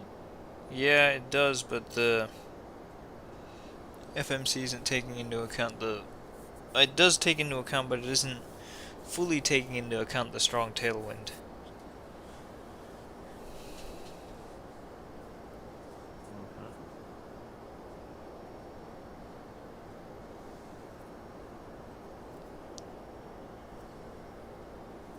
The 777-300 ER is coming in by the end of this month, hopefully, from TMDG. The 777. I'm really waiting to. I mean, I really can't wait to get my hands on that thing. The 777-200 ER should be coming by the end of the 300 month. ER. Yeah, but 200 ER. Wait, are you sure it's 200 ER? I'm talking about the flight factor, man. Flight factors. Oh yeah. They have one coming on as well.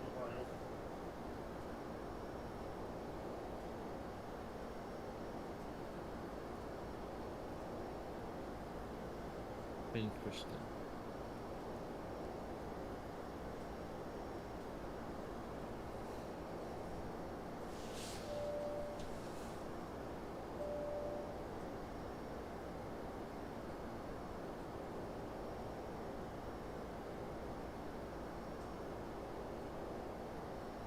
don't you do a step plan, or are you planned to? I'm not planned, and 340 is my optimum. Yeah, who gives a fuck about optimum? They always say optimum. Well, yeah, that, and also it's barely doing 370. I mean, it's doing 370 fine, but it wouldn't do 390 very well anymore.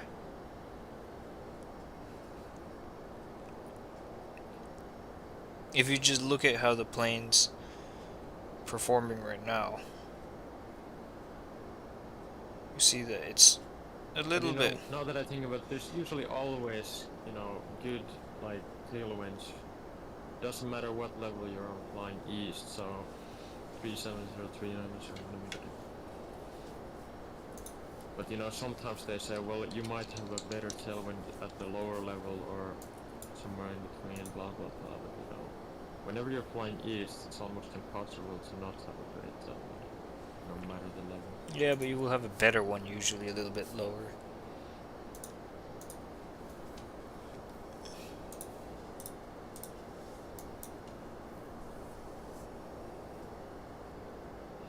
Tailwind will only increase from here all the way until we land, or until we start our descent,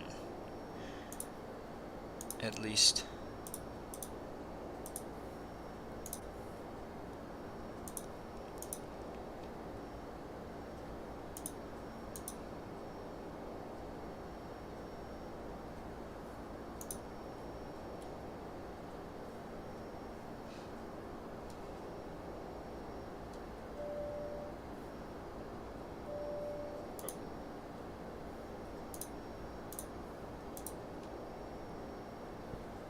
I just asked my dad from that incident, and yeah, even he knew about it, so he must have heard it. Oh yeah, it's a real thing, definitely. That Vittu taistelee autopilottia vastaan ylöspäin, jos se taistelee autopilottia vastaan, se alkaa jotain Joo, okei, hyvä.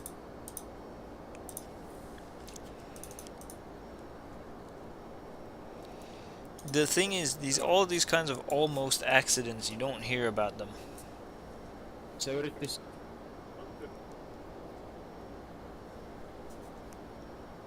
yritti niinku smootata sitä ylöspäin, kun se pitchi on niinku rankka, niin sit se taisteli sitä autopilottia vastaan ja sit se niinku veti sen.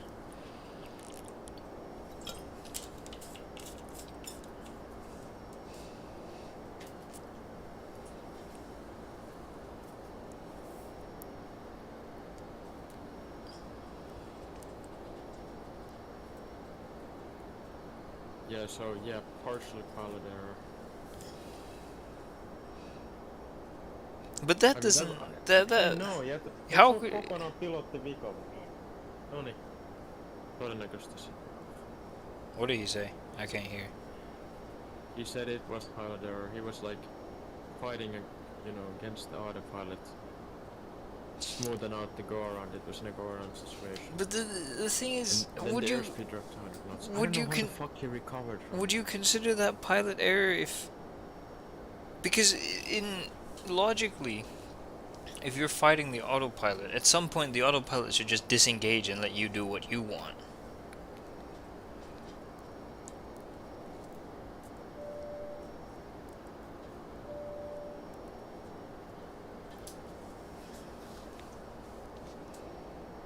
Because for example, in the 737, if you start fighting the autopilot will disengage that axis. So if you're pushing the nose down but the autopilot wants you to climb, after a moment it'll disengage. Yeah. It'll go into Yeah, control wheel nowadays, steering. We're talking about an A300. Yes, I know we're talking about an A300, but how can it be entirely pilot error in this sense? I mean, I guess if they in the sense that the automatic go around function. I mean, yeah, it's still he did stupid in that, my opinion. and But then yeah, it started to pitch roughly. yeah, I know what happened. I know exactly what happened. But the thing is, I think that it's a stupid oversight on the systems. What is this? It's an oversight in the system logic. Yes. Niin kai. Koska ne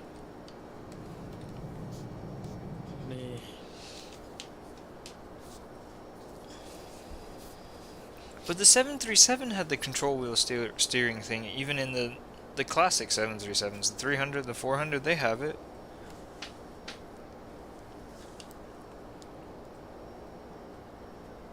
Yeah, I mean, I get what you're saying. Yeah. It's as if you were. It's kind of like Airbus mode on Boeing, the controller steering. Yeah. I've used it a couple of times. Doesn't really feel that nice with. No, it doesn't feel nice at all. But it's better than fighting completely against the autopilot. The A300 wasn't. Was it flyby? Yeah, I don't know. No, it wasn't. Surely not, because the A320 was the first fly-by-wire. Oh yes. There's someone here, a JetBlue 131. He's flying directly towards me. He's at 3.5. No, he's at 340. I was gonna say. Orlando to LAX.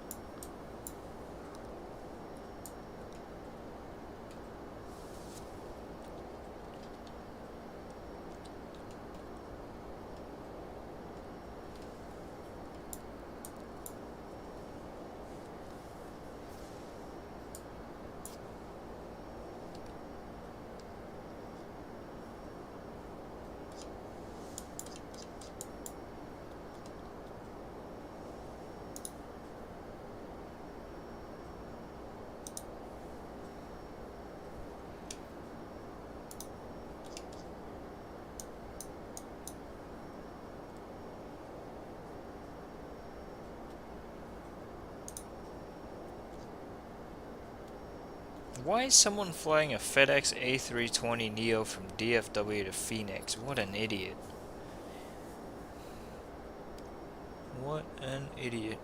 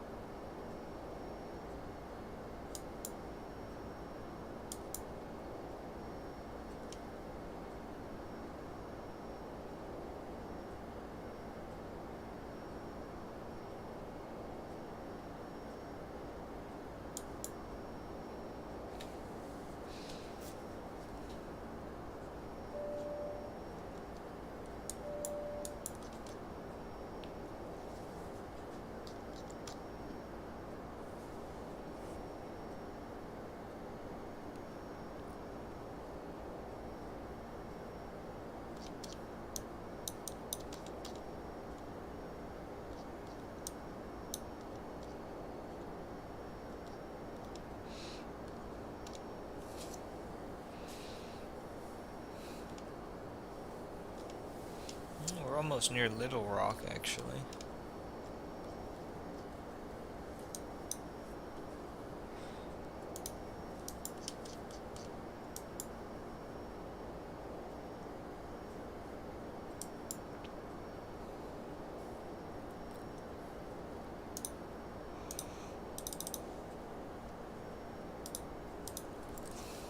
Let's see, what runways are active in Atlanta? 2 6s and 2 7s.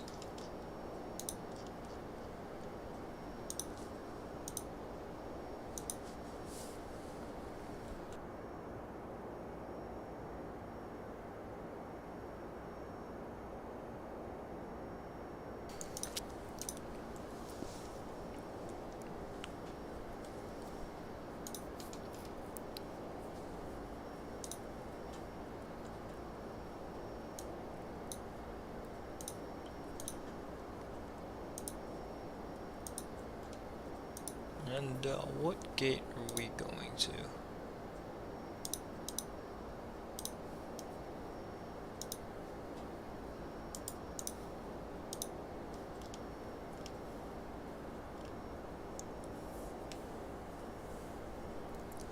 Echo 11? I'm not going to Echo 11. I think Foxtrot 10 was good.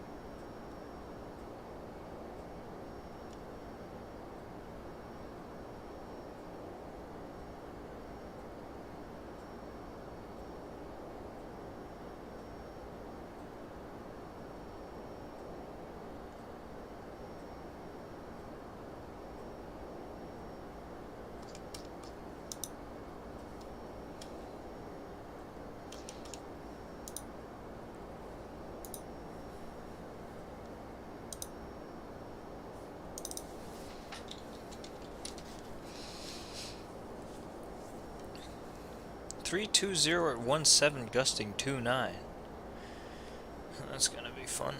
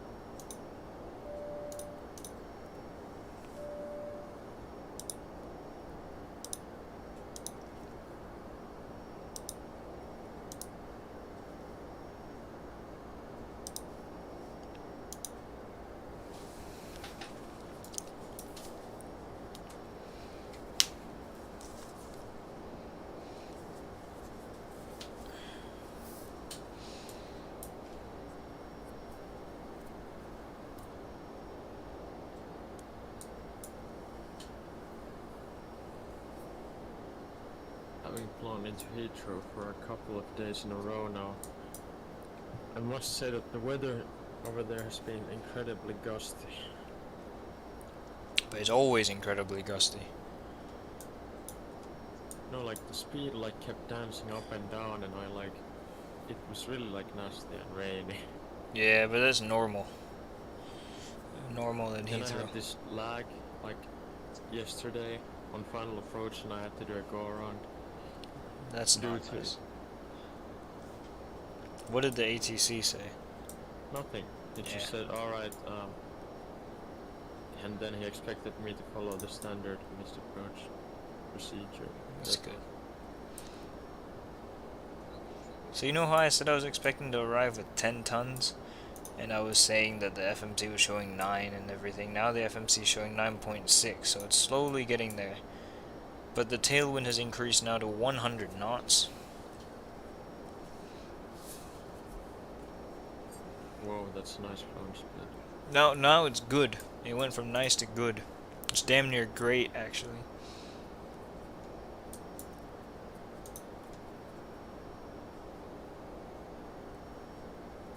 Bro's flying 1,000 kilometers an hour. Yeah.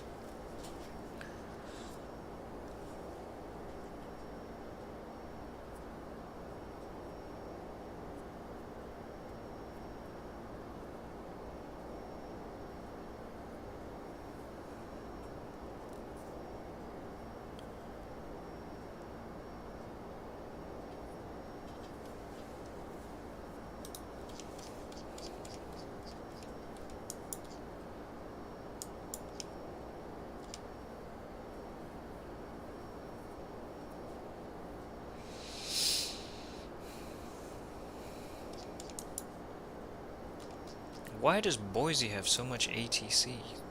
Delivery, ground, tower, approach? What the fuck? That's not normal.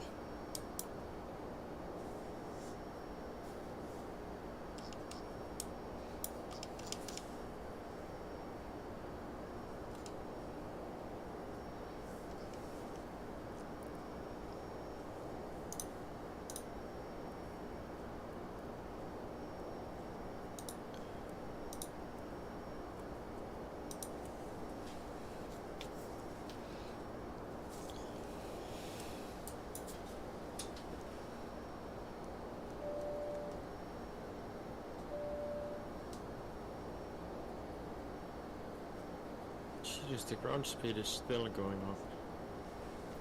Yeah. I told you there's a nice tailwind. Or a good tailwind.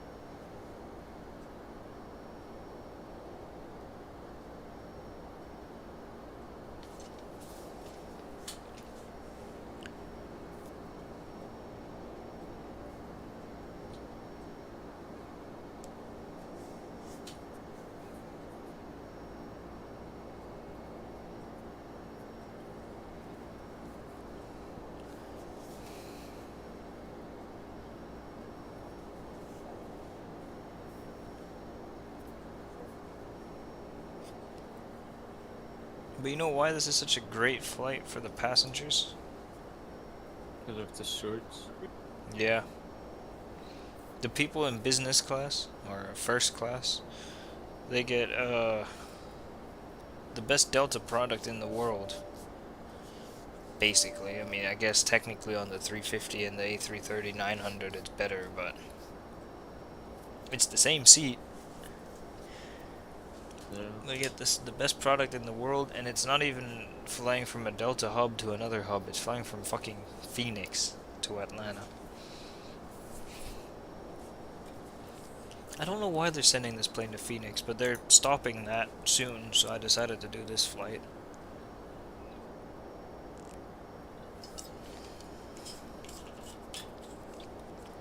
For that reason.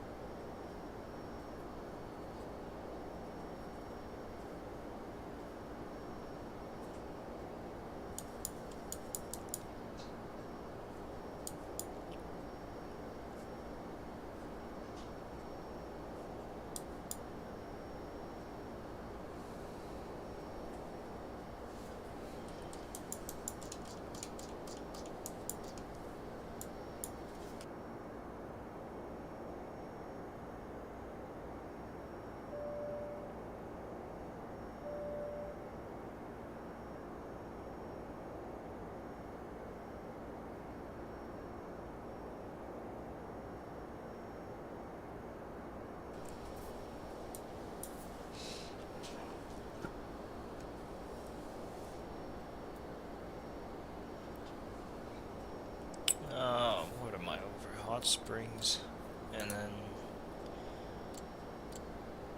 that's probably Little Rock in front of me. But even that should be on my right.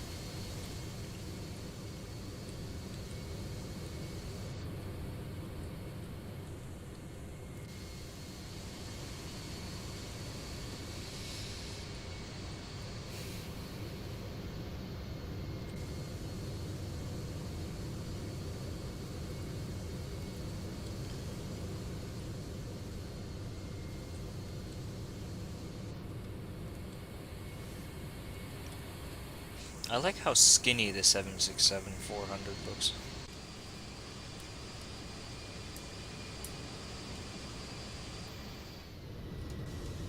Yeah, it looks like that one fat kid who eventually grew tall or long. Yeah, In this case, it's the plane. because the 767-200 is the fat kid when he was fat, and the 767-400 is the same fat kid when he was tall. Yeah.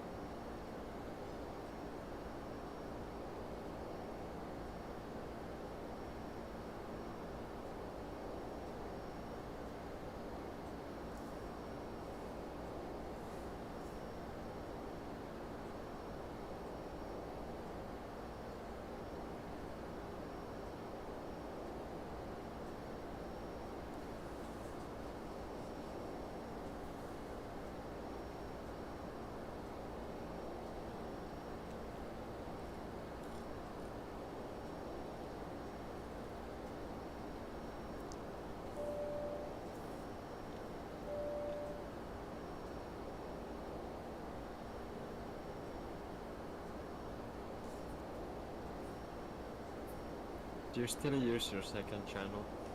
No. No. Yeah, I checked that. Why? Why mind? Why did you check There's that? some interesting videos. It's so bad. See, Isn't now it- it's... What? Why didn't you make those videos like private? Because I forgot.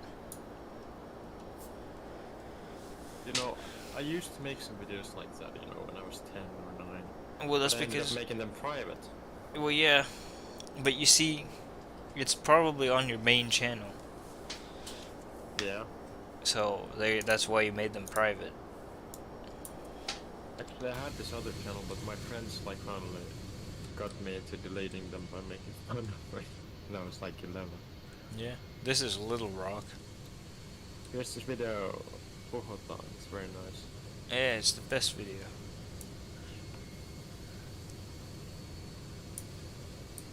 What an interesting city. What do you think? Yeah, looks like Detroit. Piece of shit. Looks like Detroit. That's probably a compliment to these guys. Looks like Detroit.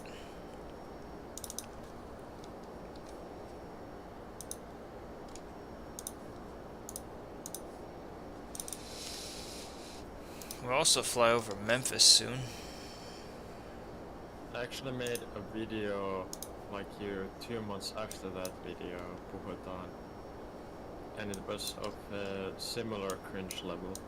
I see. It's private now. Do you know what I made the video about? What? Kerbal Space Program. Ah, of course. I made some stupid plane that didn't even fly. Good The job. engines didn't even start or something. Good job. Yeah. 'Cause, you know, I forgot the intakes. then I used some stupid rocket engines or something.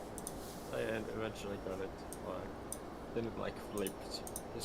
The center of gravity was so fucked. I control didn't even understand what that meant. I mean the word in English. So there was no like Finnish.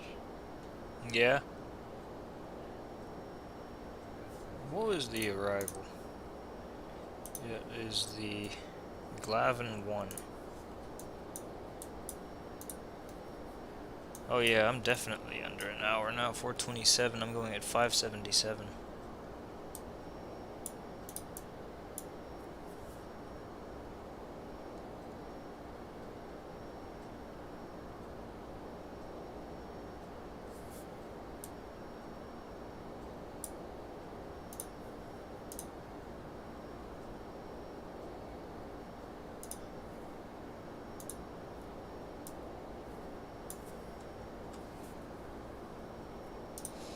Glavin 1 approaches the ILS to 26 right, Cat 2. You never know what X-Plane's going to throw at you, so we'll take the Cat 2.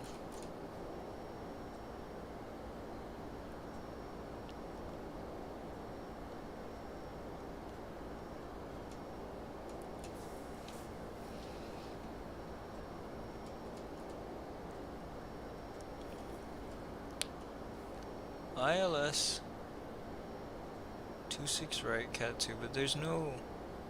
Surely there's a preliminary chart. Usually there is for Atlanta. Maybe not for the north side. Usually land on the south side. So I guess not. That was the approach chart and then the airport chart. I'll take... We don't need de-icing, certainly. Airport info. What was the game that was similar to Slither.io and Agario, where you were this animal and then you had to like either be a fish or a bird or whatever, and you had to eat other animals to grow similarly to the Slither.io? Agario? Yeah, I think so. Parking gates will take. Yeah. No, not low visibility.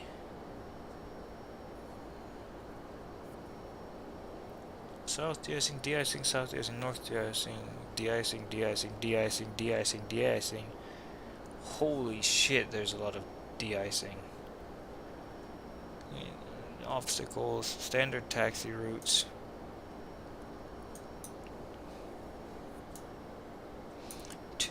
From runway 8 left / 26 right. Routing via Bravo and Victor. Contact ground on Victor. Hold short echo until advised. Bravo and Victor. Yeah, that's what I expected. But I won't do any of that. I'll go Bravo and then cross at some point. We'll try to make Bravo 5. If we miss Bravo 5 and hit Bravo 3 instead, I might just go around and come down on Foxtrot, I guess.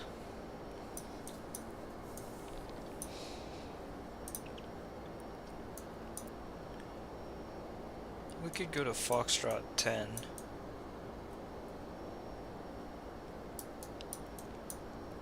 The international concourse accepts domestic flights too, so...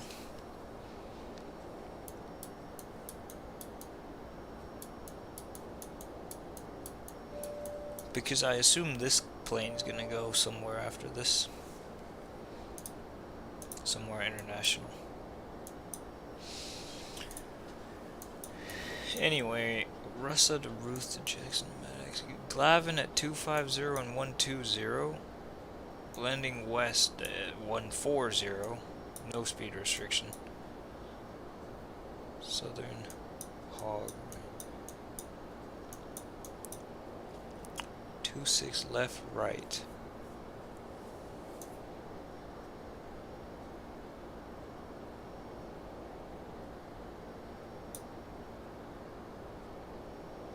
Expect radar vectors to final approach course. But there's no...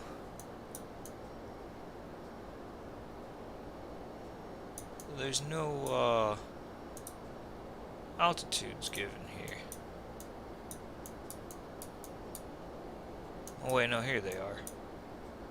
Landing east, no, we're landing west. Assign runway 26 left, no. Assign runway 26 right.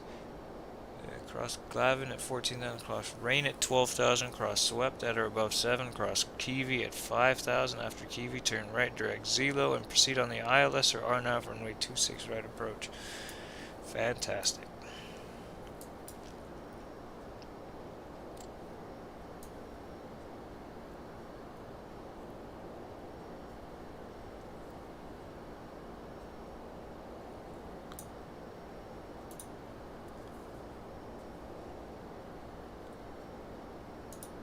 So if we look at the legs page,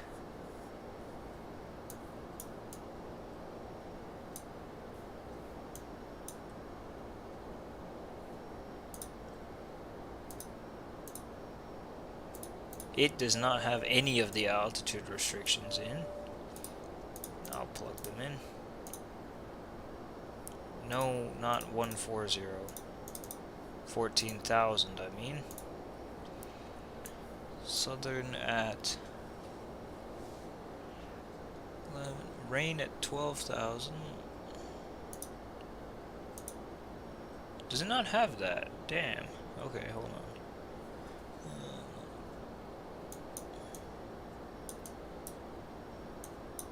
Glavin, Southern, Hog, Rain. Okay. Glavin, Southern, Hog, Rain at 2000.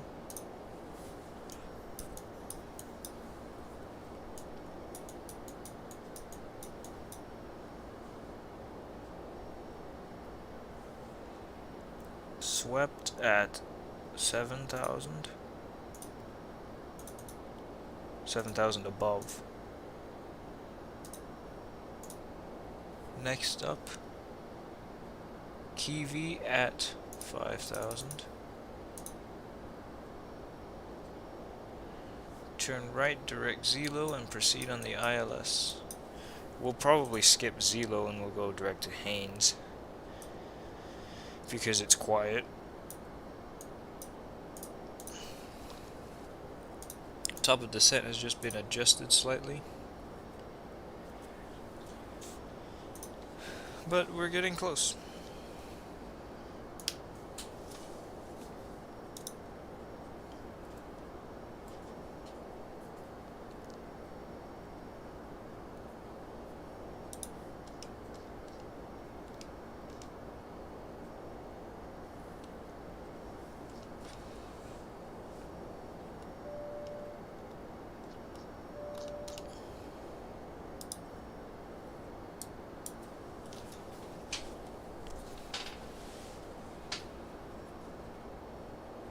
Did you fall asleep? Good.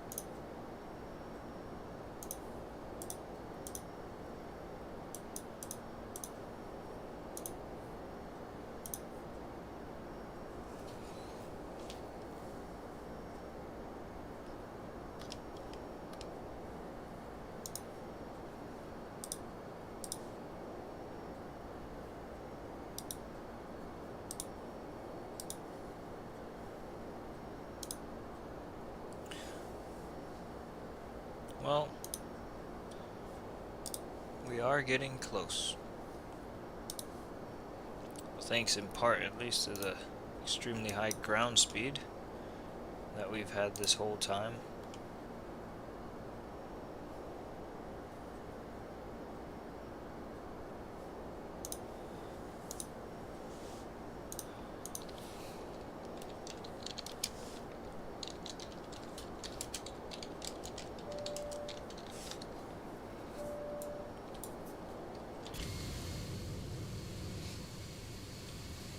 There's Finally found the game. The game I was looking for was DEO, that's English. DEO, but that's completely different because in DEO you're a tank.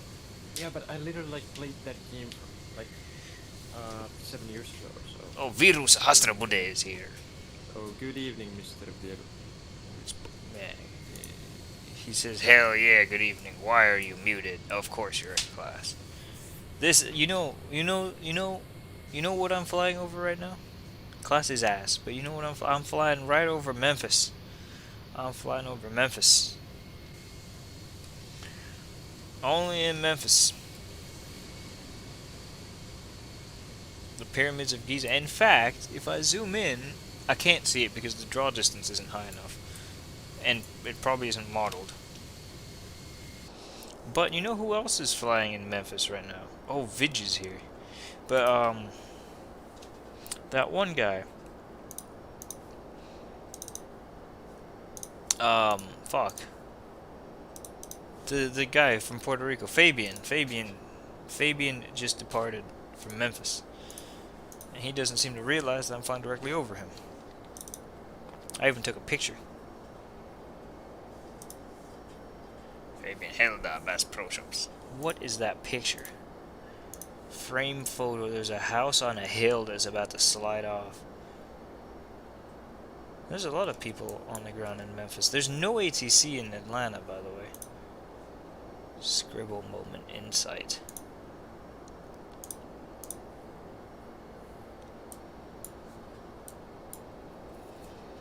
Insightful. Honda Insight. You guys are weird. Anyway, I'm going at 580 right now. Have a bit of a tailwind. Just a bit. Did you see the magnificent plane that I'm flying?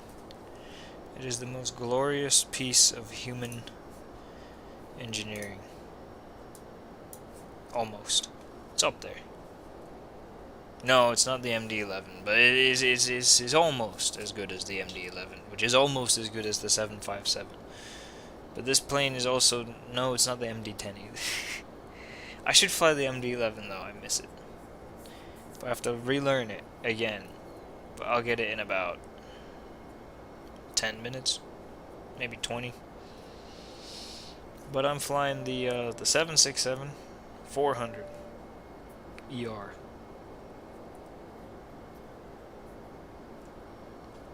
Because they're flying it from Phoenix to Atlanta for some reason.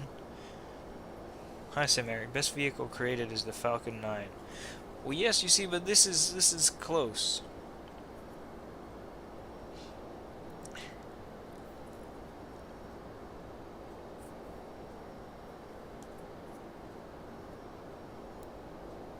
You guys are very smart in the Lardo chat.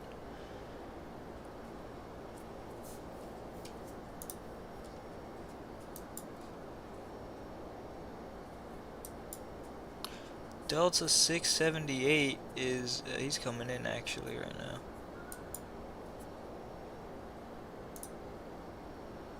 Everybody's in class, except for me and the Barbarian, who finally woke up, by the way.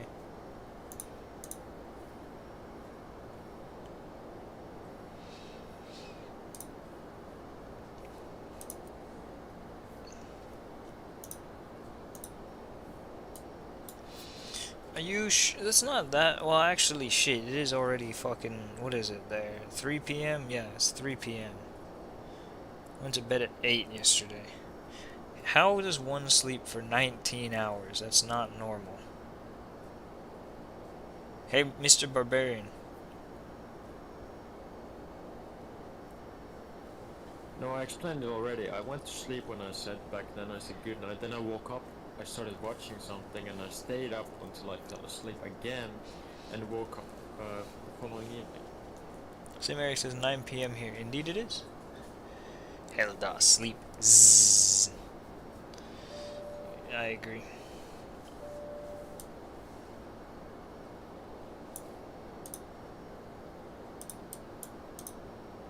Top of descent showed up in 141 miles.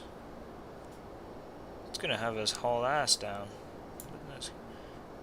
Yes, I did. I did see the scribble moment you DM'd me. In fact, I reacted to it with Idiot McIdiot. But who was playing? And let me guess, Ayush didn't get that if he was playing. Wait, you didn't get it? I thought you were the one drawing. Oh, yeah. Oh, so it was just you. Okay, I see. Was there anybody who didn't get it? Everyone got it, okay. I see that you... Damn it, Ayush.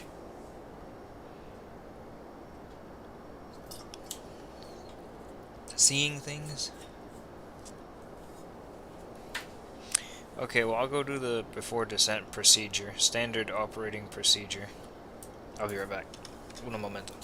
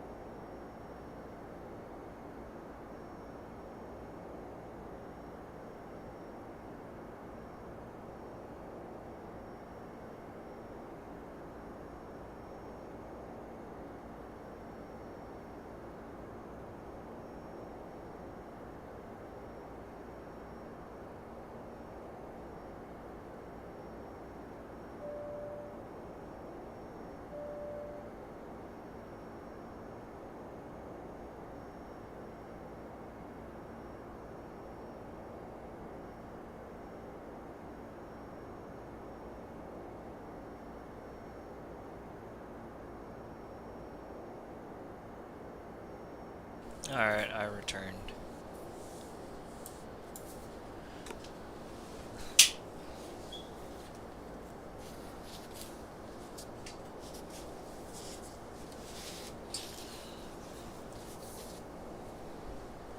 Thank you. Oh no, not that thing. I think Ibrahim is single-handedly trying to revive that. He is. That shit's funny. Ibrahim is an idiot. In fact, indeed he is. The altimeter in Atlanta is 2992. Temperature is 16. Cloud is very good, actually. There's very few clouds. The wind is very strong. The wind is very strong. It's winding. It is indeed.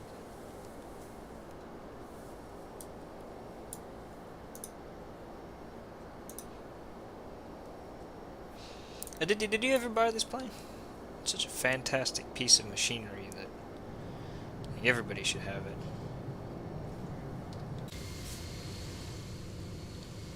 Damn it. Of course you didn't. MD-11. Oh yeah, you did buy the MD-11, that's true. Did Raghav buy this plane? I don't remember. It's such a good plane. Yeah, I remember you, me, and Jerry did the flight. We did Memphis to Boston? I thought we did Memphis to San Juan. Well, no, that was just me and Jerry. Or yeah, you were there. Everything went wrong on that flight. And I did that flight again later. Yeah, that's what happened. No, I did SLC SDF. I did BFI. No, that's wrong. I did SLC MEM, and I did BFI SDF. Those are the 3 flights I've done. I should do more flights with that plane. It's very good. And on the A300, I flew from SDF to OKC, but that was with Mr. Barbarian. Yes, Cassius Clay International Airport, exactly. What else have I done? I haven't done any other flights of the A300 in America. Of course, I did Brussels to Lagos, and I did something else. Vienna to Tehran. I should fly that. This is the problem. We can't talk about planes because it gets to the point. I should fly this. I should fly this. I should fly this. I should fly this. I should fly this. It never gets anywhere. Ziguinchar to Maizuru. It sounds ass.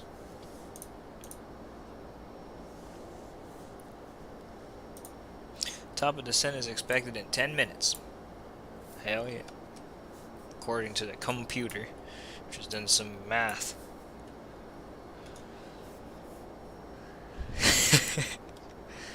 Computer background stuff. Delta 678 is on his downwind leg. He's flying to Nassau. He's coming in from Pittsburgh, and he's coming in from Knoxville, but no, the Barbarian isn't flying. He's going to Nassau as well. He's coming in from Chicago. He should beat me to Atlanta. Is he going to Atlanta? He is. He's coming in from Tampa. All these people should beat me into Atlanta. I should be coming in. Yeah, Envoy from O'Hare is coming in 3 minutes before me. Tampa Southwest is coming in 1 minute before me, and then St. Louis is coming in 8 minutes after me, according to VATSPY. But VATSPY is wrong because VATSPY hasn't accounted for the fact that I'm going at 585 knots, and I will in fact slow down. You're gonna have to go past the airport and come back due to operational reasons. Am I on 122.8?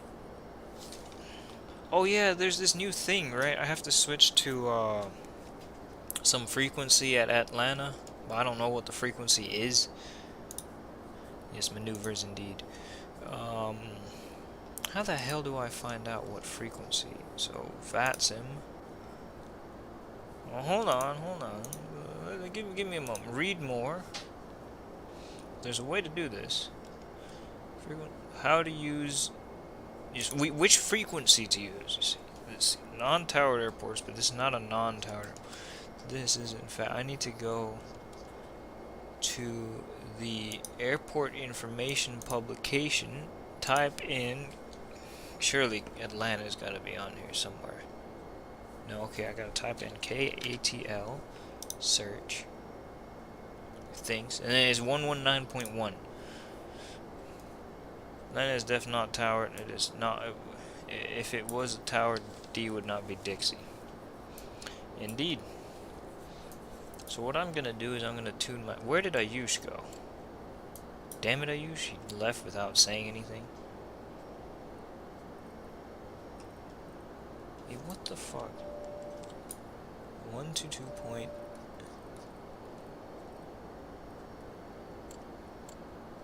122.8 on the half the server left. I know IYKUK. What the hell is IYKUK?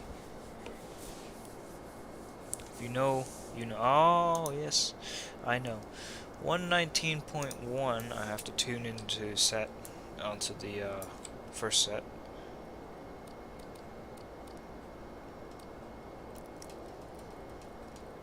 Not yet, but in momentarily here. When I get close to Atlanta. It's this new fucking VATSIM thing. It's stupid, but whatever. I don't know why they can't just use Unicom, why they have to use this. Why they have to use this CTAF thing, but whatever.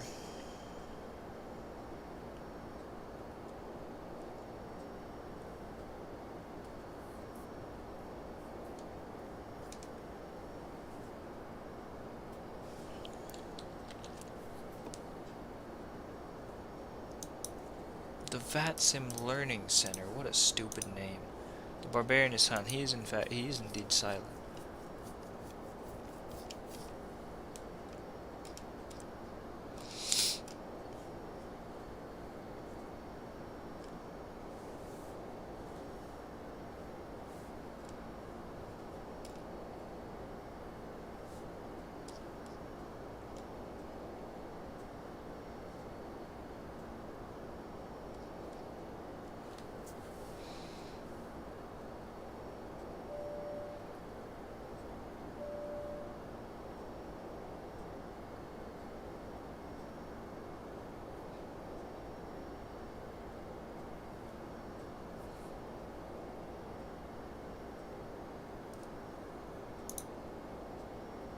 Is he munching on something? I don't know. I don't know what he's doing. But I'm trying to figure out. You know what? Forget it. I'll just call him. I'll call up the CTAF piece of bullshit ass idiot McIdiot Dick McTurd thing. No, but do you know about this whole CTAF thing? Don't you? Yes, it's ass. I know it's ass. I don't know what was wrong with 122.8, but I guess the idea was that the idea was in my brain a moment ago. The idea was that you don't get clogged with transmissions to other airports in the area. I think that's the idea there. It does make sense now that if you think about it that way. Anyway, I'll set 14,000 into the MCP.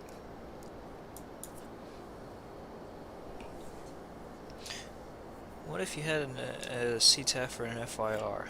That would be chaos. That would be pointless as well.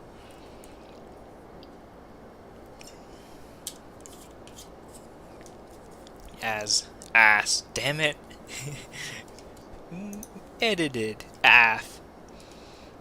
Was it Jerio who said that? It was Jerio who said AF. No, it was you? No, Jerio just likes saying it to mock you. Or, I mean, the truth is, he just says it because it's funny. Because it is funny. Jerio McRodriguez. Hell yeah. If he suddenly became Irish, that would be his name. I got a blip on my TCAS. He is climbing and I'm going to be starting to descend.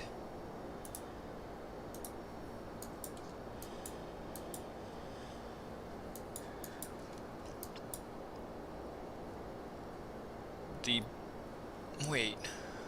There's two blips on my TCAS and I don't know who's who. He's at 27. It's not him. It must be this guy at 34,600 who's climbing. I swear to God, if we have an accident, that's gonna be... No, Vito, you know what it is? The mid-air collision.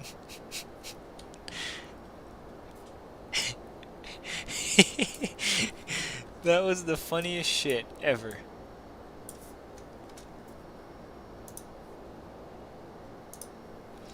Nav radio. ILS 110.1275 is tuned in. Excellent. I'll set a couple fixes. KATL.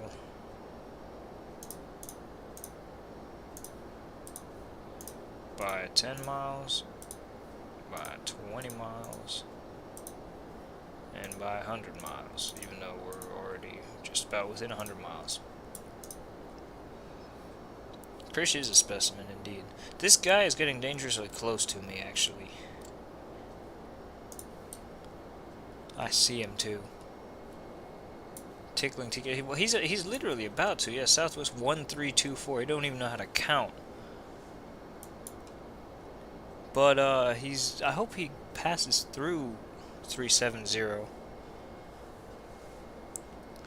I could start my descent just a little bit early, but actually I am 6 miles from top of descent, so it seems redundant.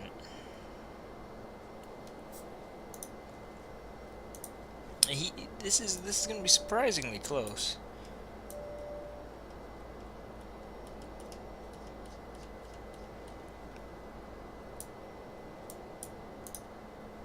I see my top of descent is exactly 100 miles from the airport. In a distance DME. Okay, yeah, just started descent. Now the Southwest is no longer below me, he is above me. Switch on the seatbelt sign.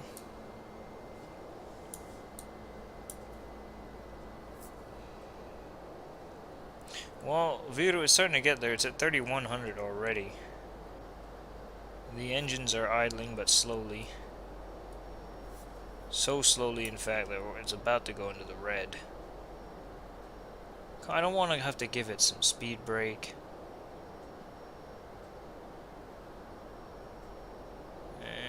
Yeah, I think it just figured itself out. Give it more gas. Nah. Hold on, I still gotta maintain a visual on that Southwest. I just want to see where he is. Nah, we're not even gonna be close anymore.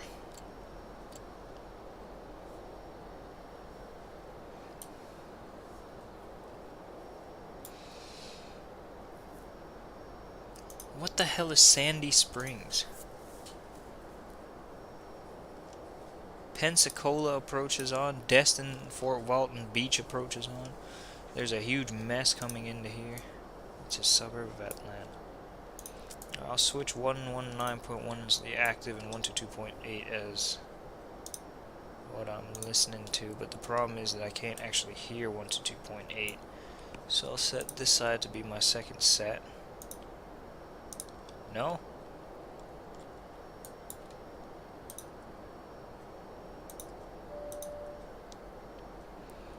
VHF right.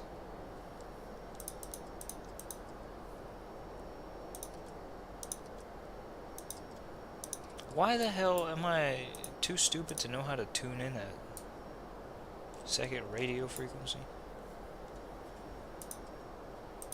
I want VHF left over here, and I want VHF right over here.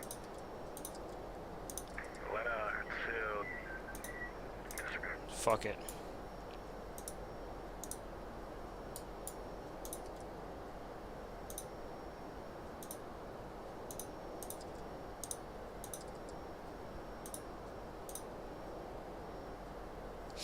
You know what? I'm too stupid to figure it out.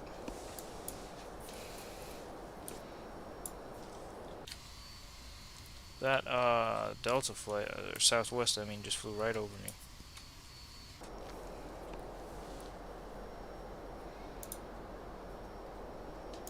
Wanted me at 14,000 at Glavin. Really? Why did it start descent so late? I literally put it in 14,000 at Glavin. It decided very heavy falafel.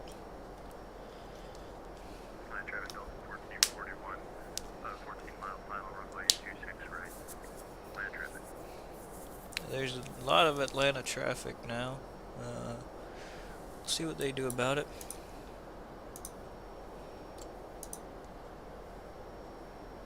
Anyway, I set the FMC up correctly, but it decided not to follow. From ramp 1 south, taxiing runway 27 right, intersection Lima Charlie by Lima, Juliet Mike, Lima Charlie. Diverting to VOBZ. That is idiot. Drag required. Well, if you would have just started the descent on time, then no drag would be required. Anyway, I don't care about the altitude targets at the end of the day. Okay, now it... Fine, I'll give it some drag.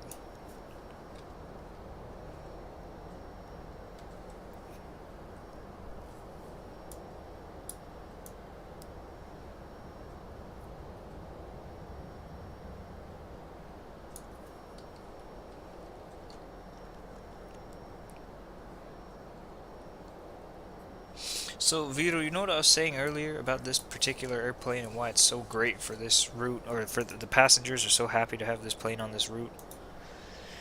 Is because this aircraft features the latest Delta 1 suite with the closing door.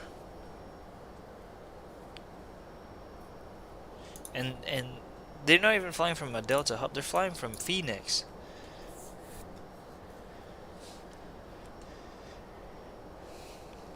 You did this flight on the JAR design, I remember.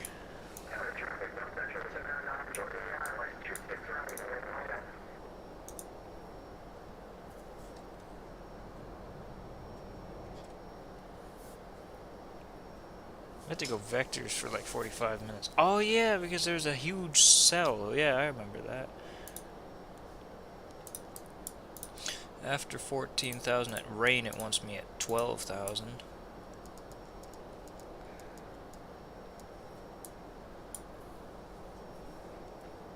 That cell was the Mayfield, Kentucky tornadoes. Was it? I don't even know what tornadoes those are, but that sounds like a big cell.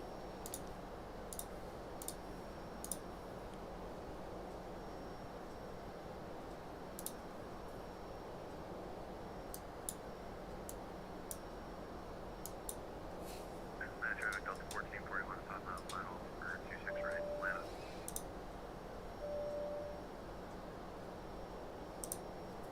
Could descend a little bit quicker.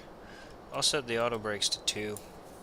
The auto brake, it's in the same spot as every other plane, but or every other Boeing, but it feels weird in the 764. Unnatural position, but that's okay. Duracell Williams Logan Sargent. What the hell does that have to do with anything? Or did he do something? Another blip on my tickets? No. Damn it. Is idiot make idiot then? Powerful. Oh, I see. I'm coming in fast.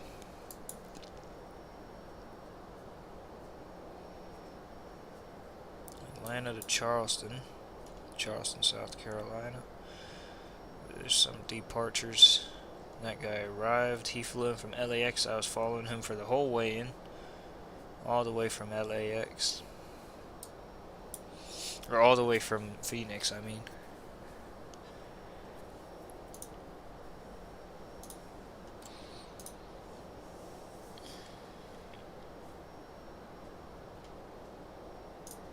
What was the minimum?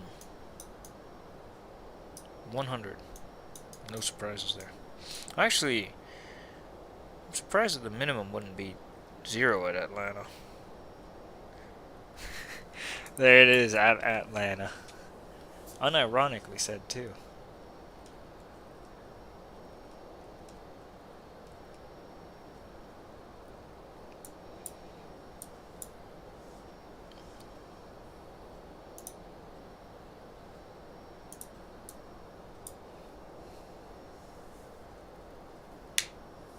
Damn it, Phoenix Sky Harbor. In Japanese would be Phoenix Kuko, because airport in Japanese is Sky Harbor. That's so ass. But I mean, to be fair, Sky Harbor is just 2 synonyms for airport. Kind of. It's basically. Sunport, yeah, the Sunport sucks. But then there's the Midland Odessa Air and Spaceport. I don't know who the hell's going to space from there, but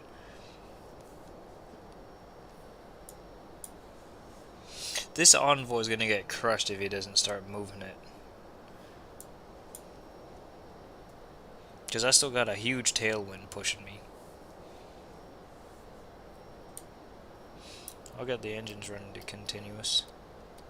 I'll set the altimeter now. It's standard, so it don't matter.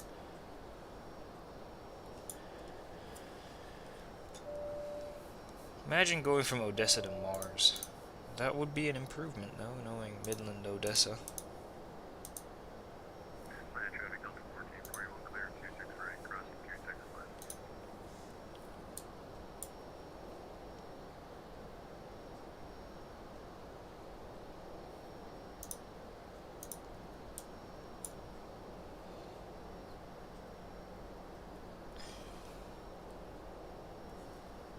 The altimeter at Atlanta at 1705 Zulu attained 2998 inches. Why are you telling me this?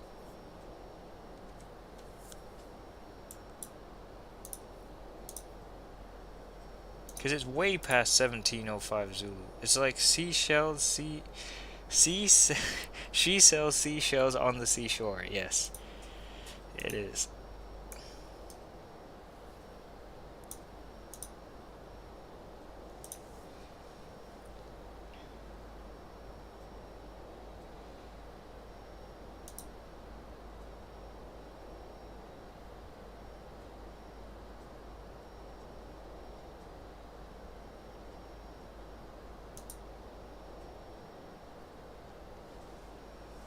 I got the airport in sight.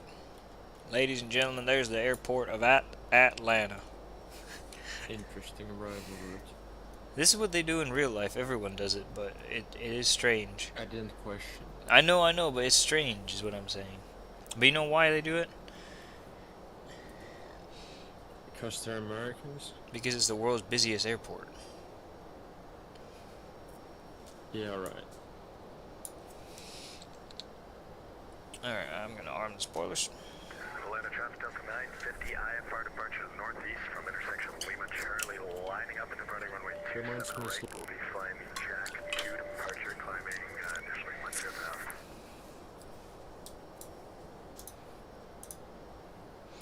Next altitude restriction is 7,000 above. We'll go ahead and put that in here. drag required. I'll just let the plane slow down by itself. I'll set the spoiler, or not the spoilers, the landing lights. No, not the nose gear light, just the landing lights. Get the FPS up. Turn on the, what is it? 3J FPS. I have it turned off most of the time now. I don't need it, but I have it there, so if I need it, I'll turn it on. Big brain. Kiwi, it wants me at 5,000, which is in 3 plus 6 plus 8 plus 5 miles, 14, 19, 20 miles, basically. 3416 is about to make a right turn onto the ILS runway 2 at 6 right. To CTAF.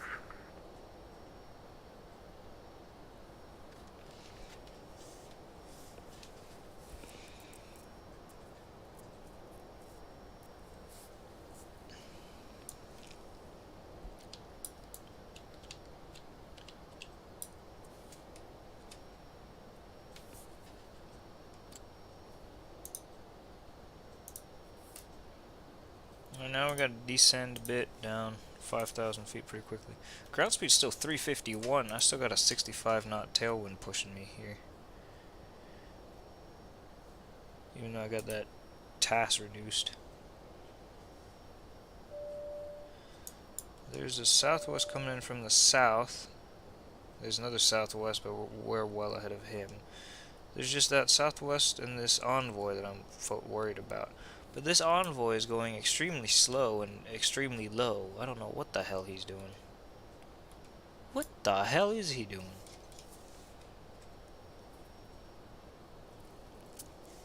He's stupid. He's so stupid. Oh, you know what? I have to go vertical now to make sure I make my target.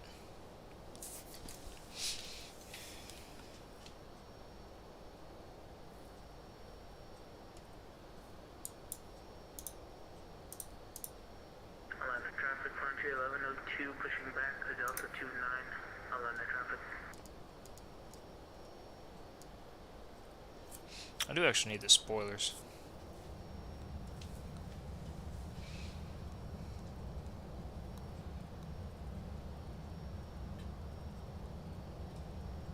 For spacing purposes, I'm slowing myself down to 200 if I can.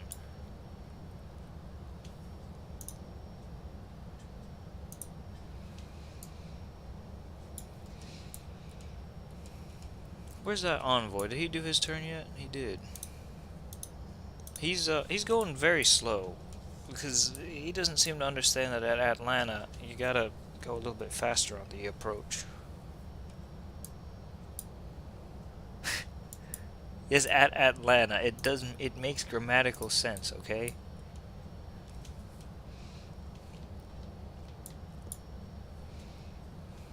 Yes.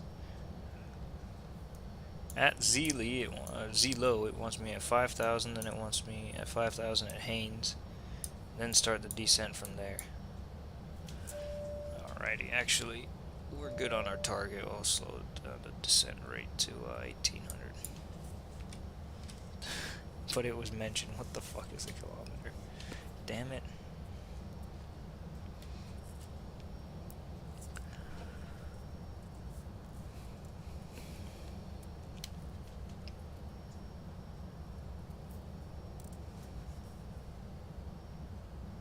Why is he going at final approach speed from fucking 15 miles out?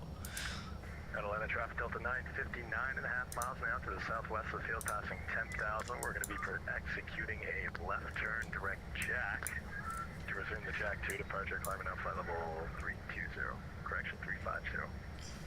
Atlanta LCF. I'll go flaps to 1. That should just be on the edge. Yes, we're good. Where is he? What is he doing? Do I have to land on 27 left? Do land visually on that runway? Because this gentleman who doesn't know that he needs to move his ass when he's landing at the world's busiest airport. It's just like that guy at Heathrow he's a United CTAF Envoy 3416 is established on the ILS runway What did the guy at 26 Heathrow right. do? No, hold on. Now this guy's speaking. 13 miles until touchdown. I like to see that. 13 miles from touchdown. I'm 23 miles from touchdown. And Atlanta Delta 733 Heavy's on base for runway 26 right. And we request that the envoy please vacate as quickly as possible. Thank you. Yeah, we'll try and vacate as soon as possible. I believe you might be ahead of us though. Envoy 3416. Negative, you're thinking about someone else. We're definitely behind you, sir. Alright, thank you very much, Envoy 3416.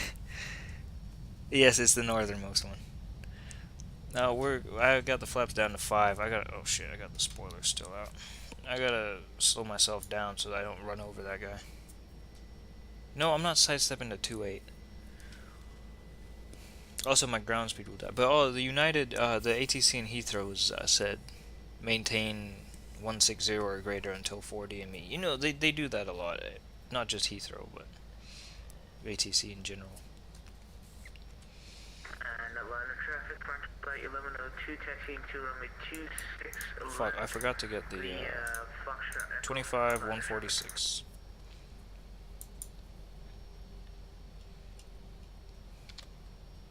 Flaps 15. We should be good now. I got myself slowed down pretty much. So the Southwest decided to land on 26 right as well for some unknown reason.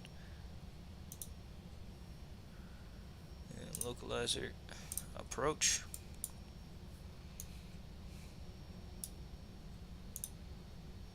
Fuck. Missed approach altitude is 4,000 feet. Climb to 1,800, then climbing right. Turn to.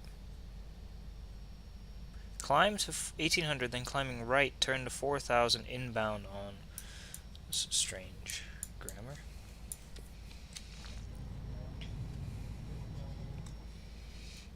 Yeah, I was thinking that. I'm gonna see Mr. Avioman.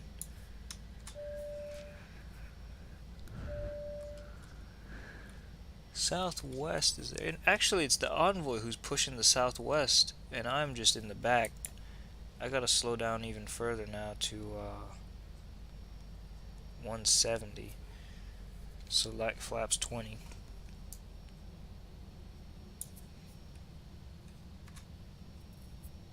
Just so I don't run them over. Of course, I would be going faster otherwise, but we should be fine. Could probably try to get the 3G FPS off, but I'll turn it back on if I need to.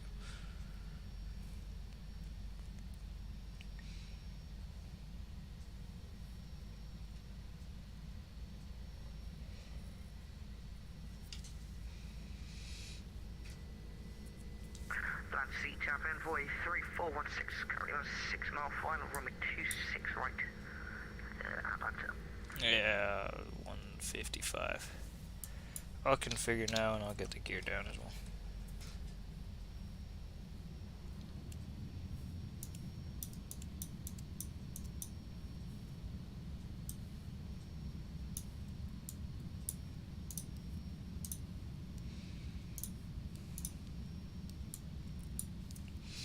Alright, we got the glide slope.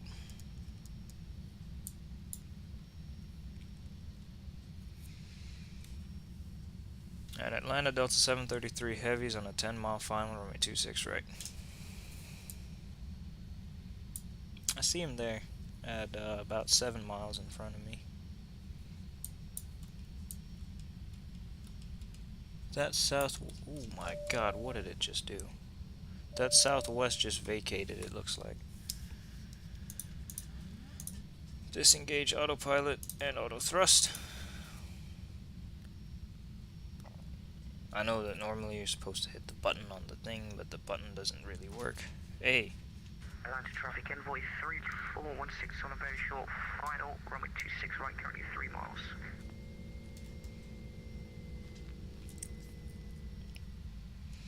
$152, I'll do VRF plus 7.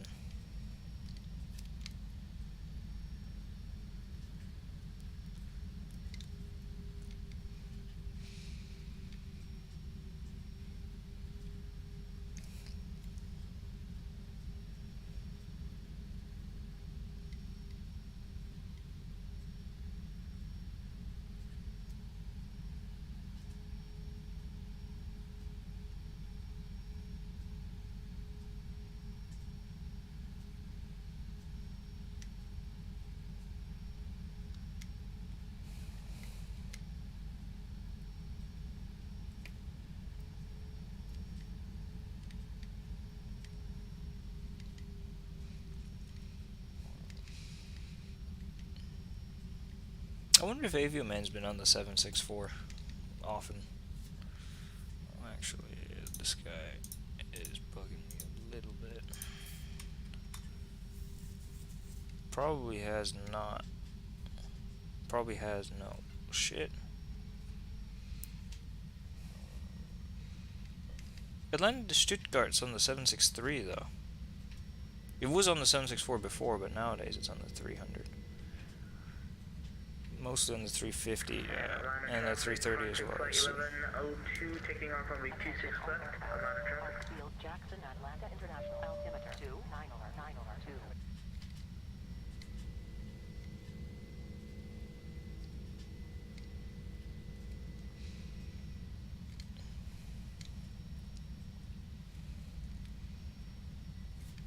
I don't know why I didn't turn off the flight director. I had plenty of time to. Atlanta traffic envoy 3416 has vacated runway 26 right. Atlanta. And Atlanta traffic, punch play 1102 rolling down 26 left. Shit, Atlanta traffic. we're a bit high. And fast. No, fast is fine.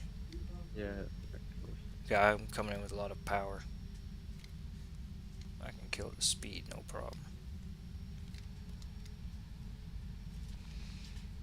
Atlanta traffic Delta 733 heavies on a 4-mile final, or runway 26 right. It's surprisingly windy here. Speaking of,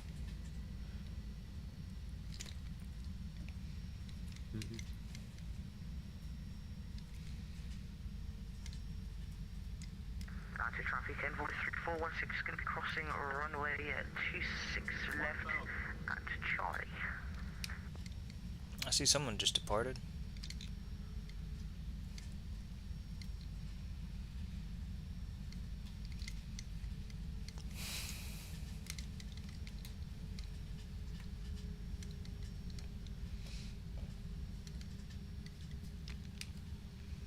And Atlanta traffic, punch flight 1102 currently just now passing 2300, departing by Diplomer 3 departure last call, Atlanta traffic.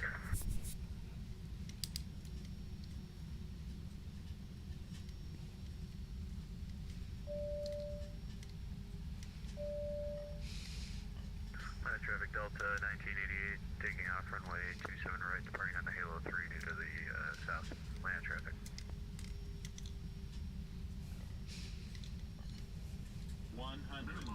Could you? 50, 40, 30, 20. Okay. Just deciding to float today. 10. Atlanta traffic envoy 3416 has vacated runway 26 Shit. Wrong button. Got it though.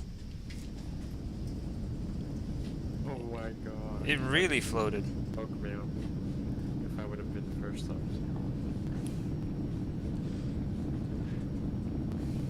Alright, 80 knots to the reverse.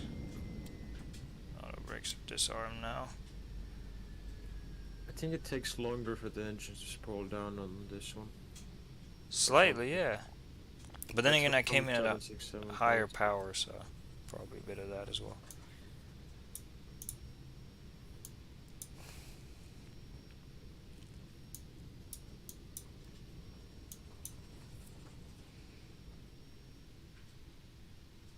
Atlanta traffic, Delta 733 heavies clear of 26 right, crossing 26 left at Bravo 2, Atlanta.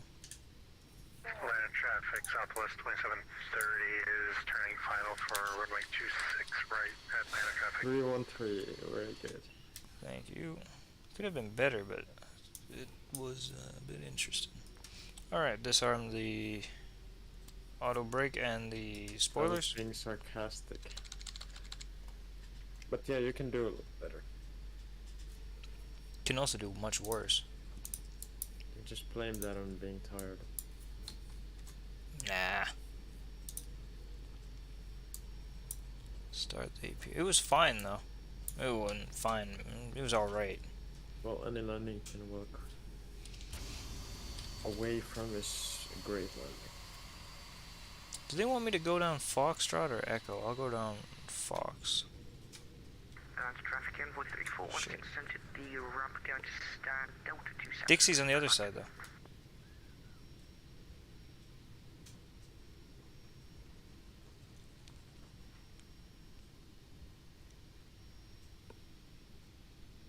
Maybe I should have, but I was coming in from the north, so.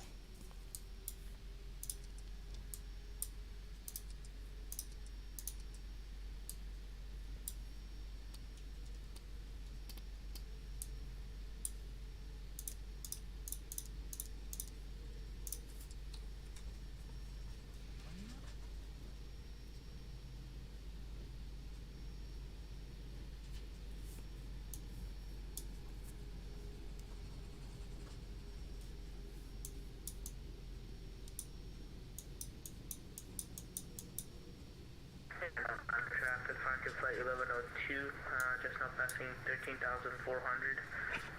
8 nautical miles from Smog, departing by the Palmer 3 departure. Last call, Franklin flight 1102, Atlanta traffic.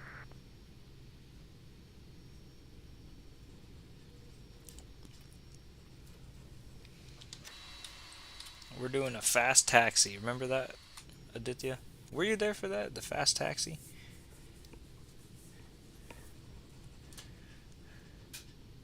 No. No idea. This is not where I thought it was. 23 knots is not that fast. No, I know. But I was gonna push it even faster. You can do like 30 knots Yeah, I know. at Air Baltic. I know. You can do 30 knots here easy. But the fast taxi was in Salt Lake City. It was because my my airspeed indicator wasn't working, and I wanted to test it on the ground because I wanted to do my flight. So I was debating on asking the ATC for a fast taxi as a joke.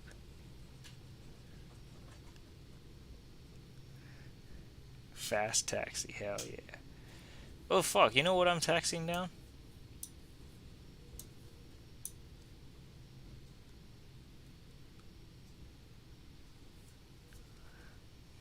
Firu?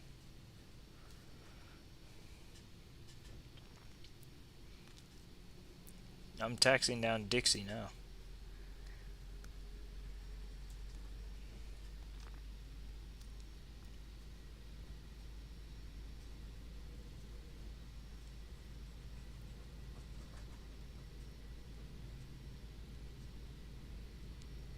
Accelerating at Atlanta. Going uphill on Dixie, so. I gotta go to sleep. I've been awake for 18 hours. My eyes are starting to close. Alright, see you. So, Good night. talk to you later. Good night. Alright, coming in now with our fast taxi going at 30 knots on the dot.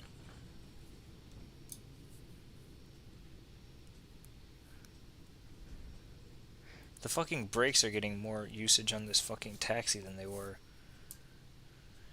earlier in the flight, or in the landing. Where's Fox 10?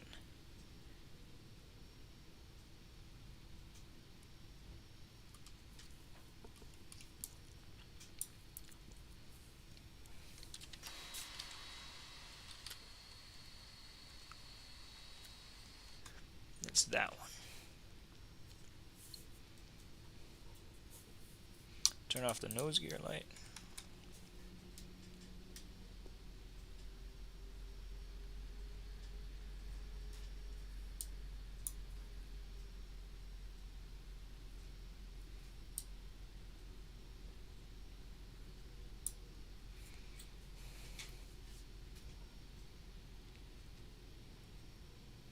Damn it, Vito, heading out.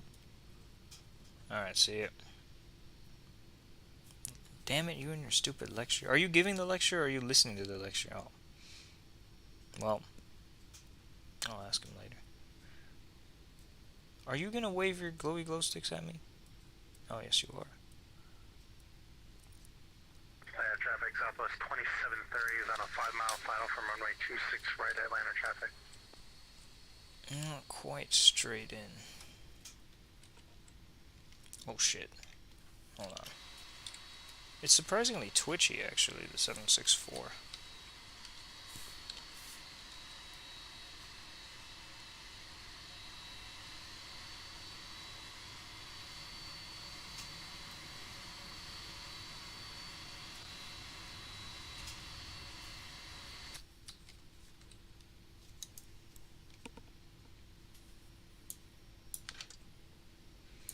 Alright.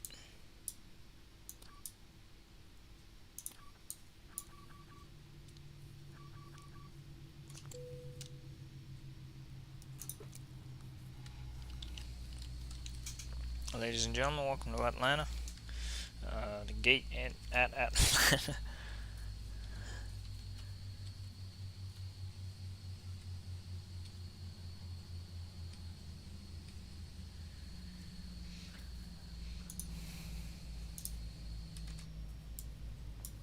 Flick off the transponder.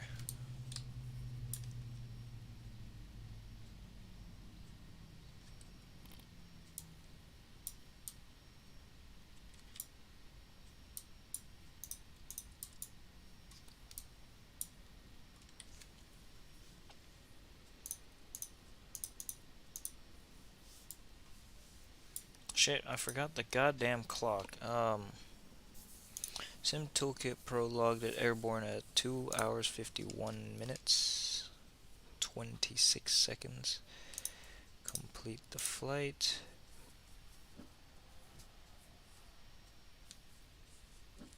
No, it's thinking. Still thinking. Alright, get the ground handling folks to come to the airplane.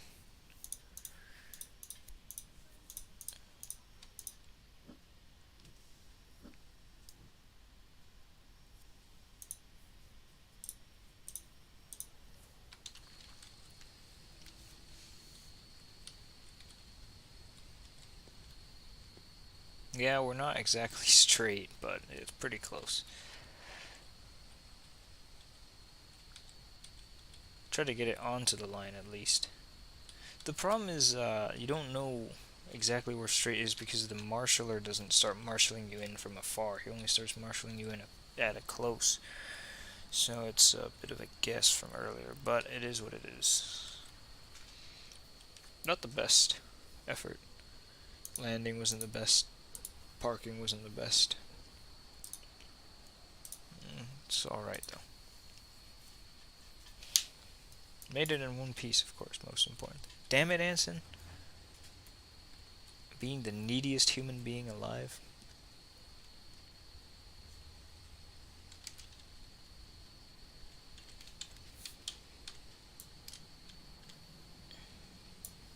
Let me disconnect.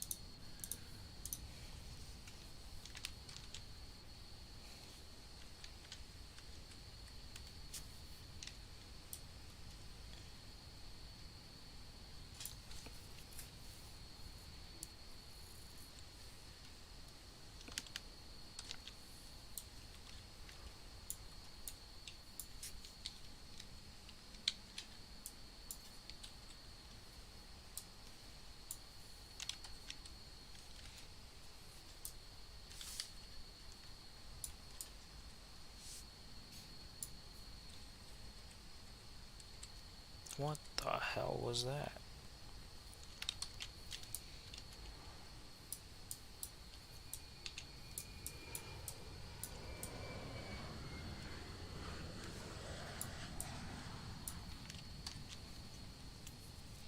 Alright, that's probably enough sim screenshots of the airplane on the ground.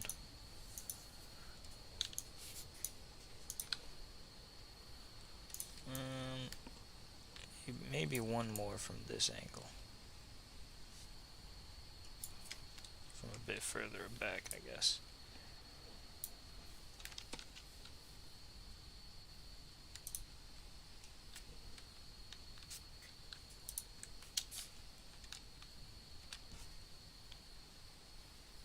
No, I don't care about Atlanta's altimeter.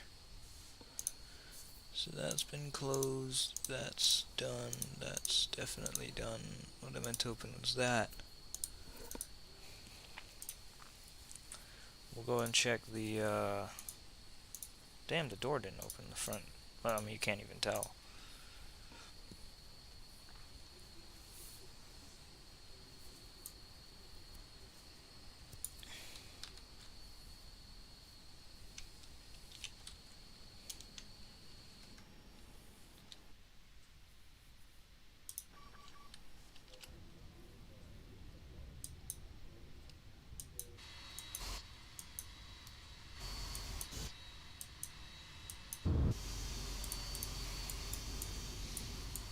The landing wasn't the best, but it was weird how it came in. Damn it, Krish. It started to float there. I tried to crab it. Here I thought I did it pretty well, but I was still pretty high. And then it just did not land.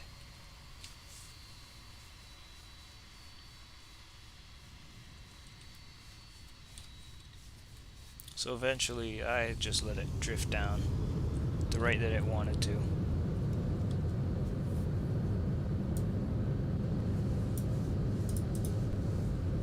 It could have been much better, but it was weird how it just decided to stay there.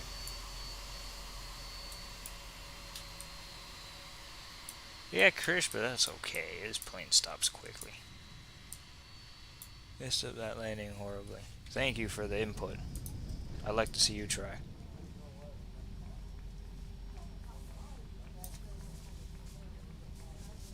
But it's interesting though. The wind picked it up. I'm him. Very valuable input.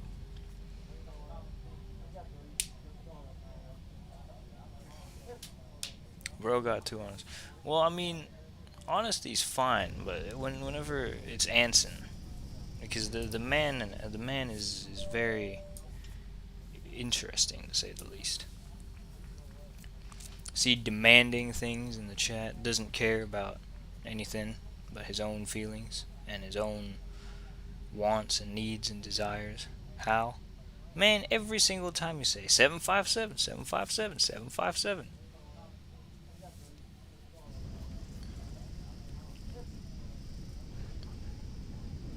But anyway, it's strange though how the wind picked up the plane there.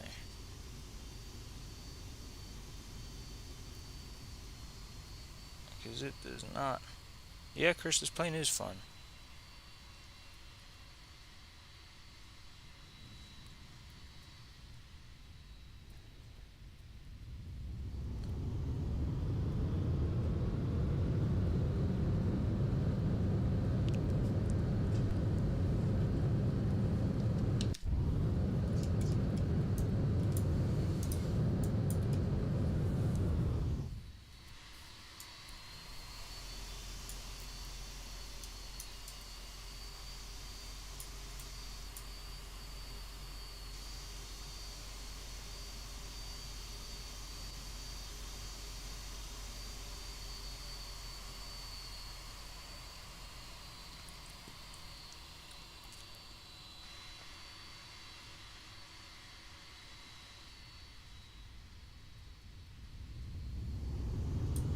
I gotta look and see if there was a gust there or something, or if the airspeed increased suddenly.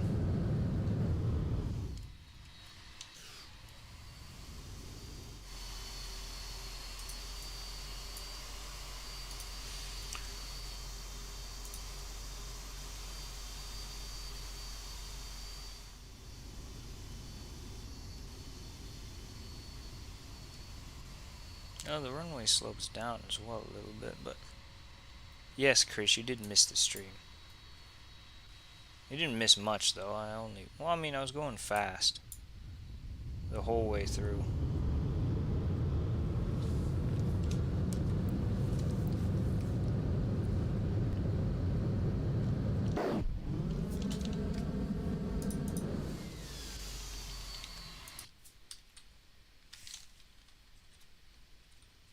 The 764 is surprisingly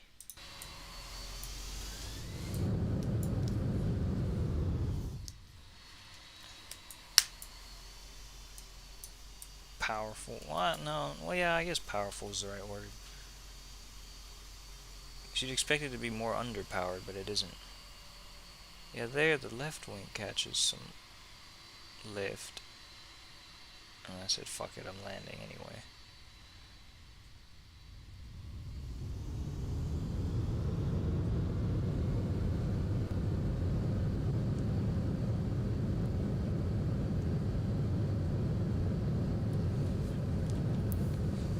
What are these views I normally do? Right side.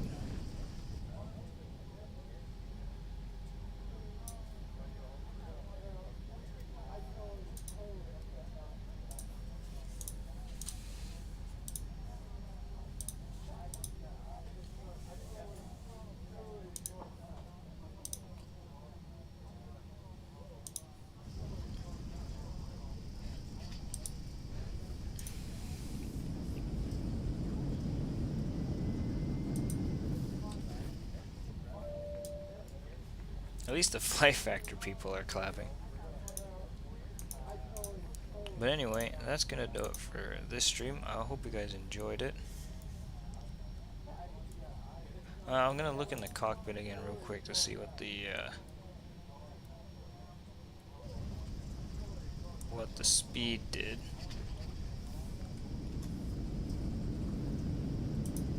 Damn it, it just shows nothing. Well, I'll look back at it later. She was coming in perfectly right here. I kicked the rudder over and then it just did not settle. Very strange. Anyway, that's gonna do it for this stream. I hope to see you guys later, and good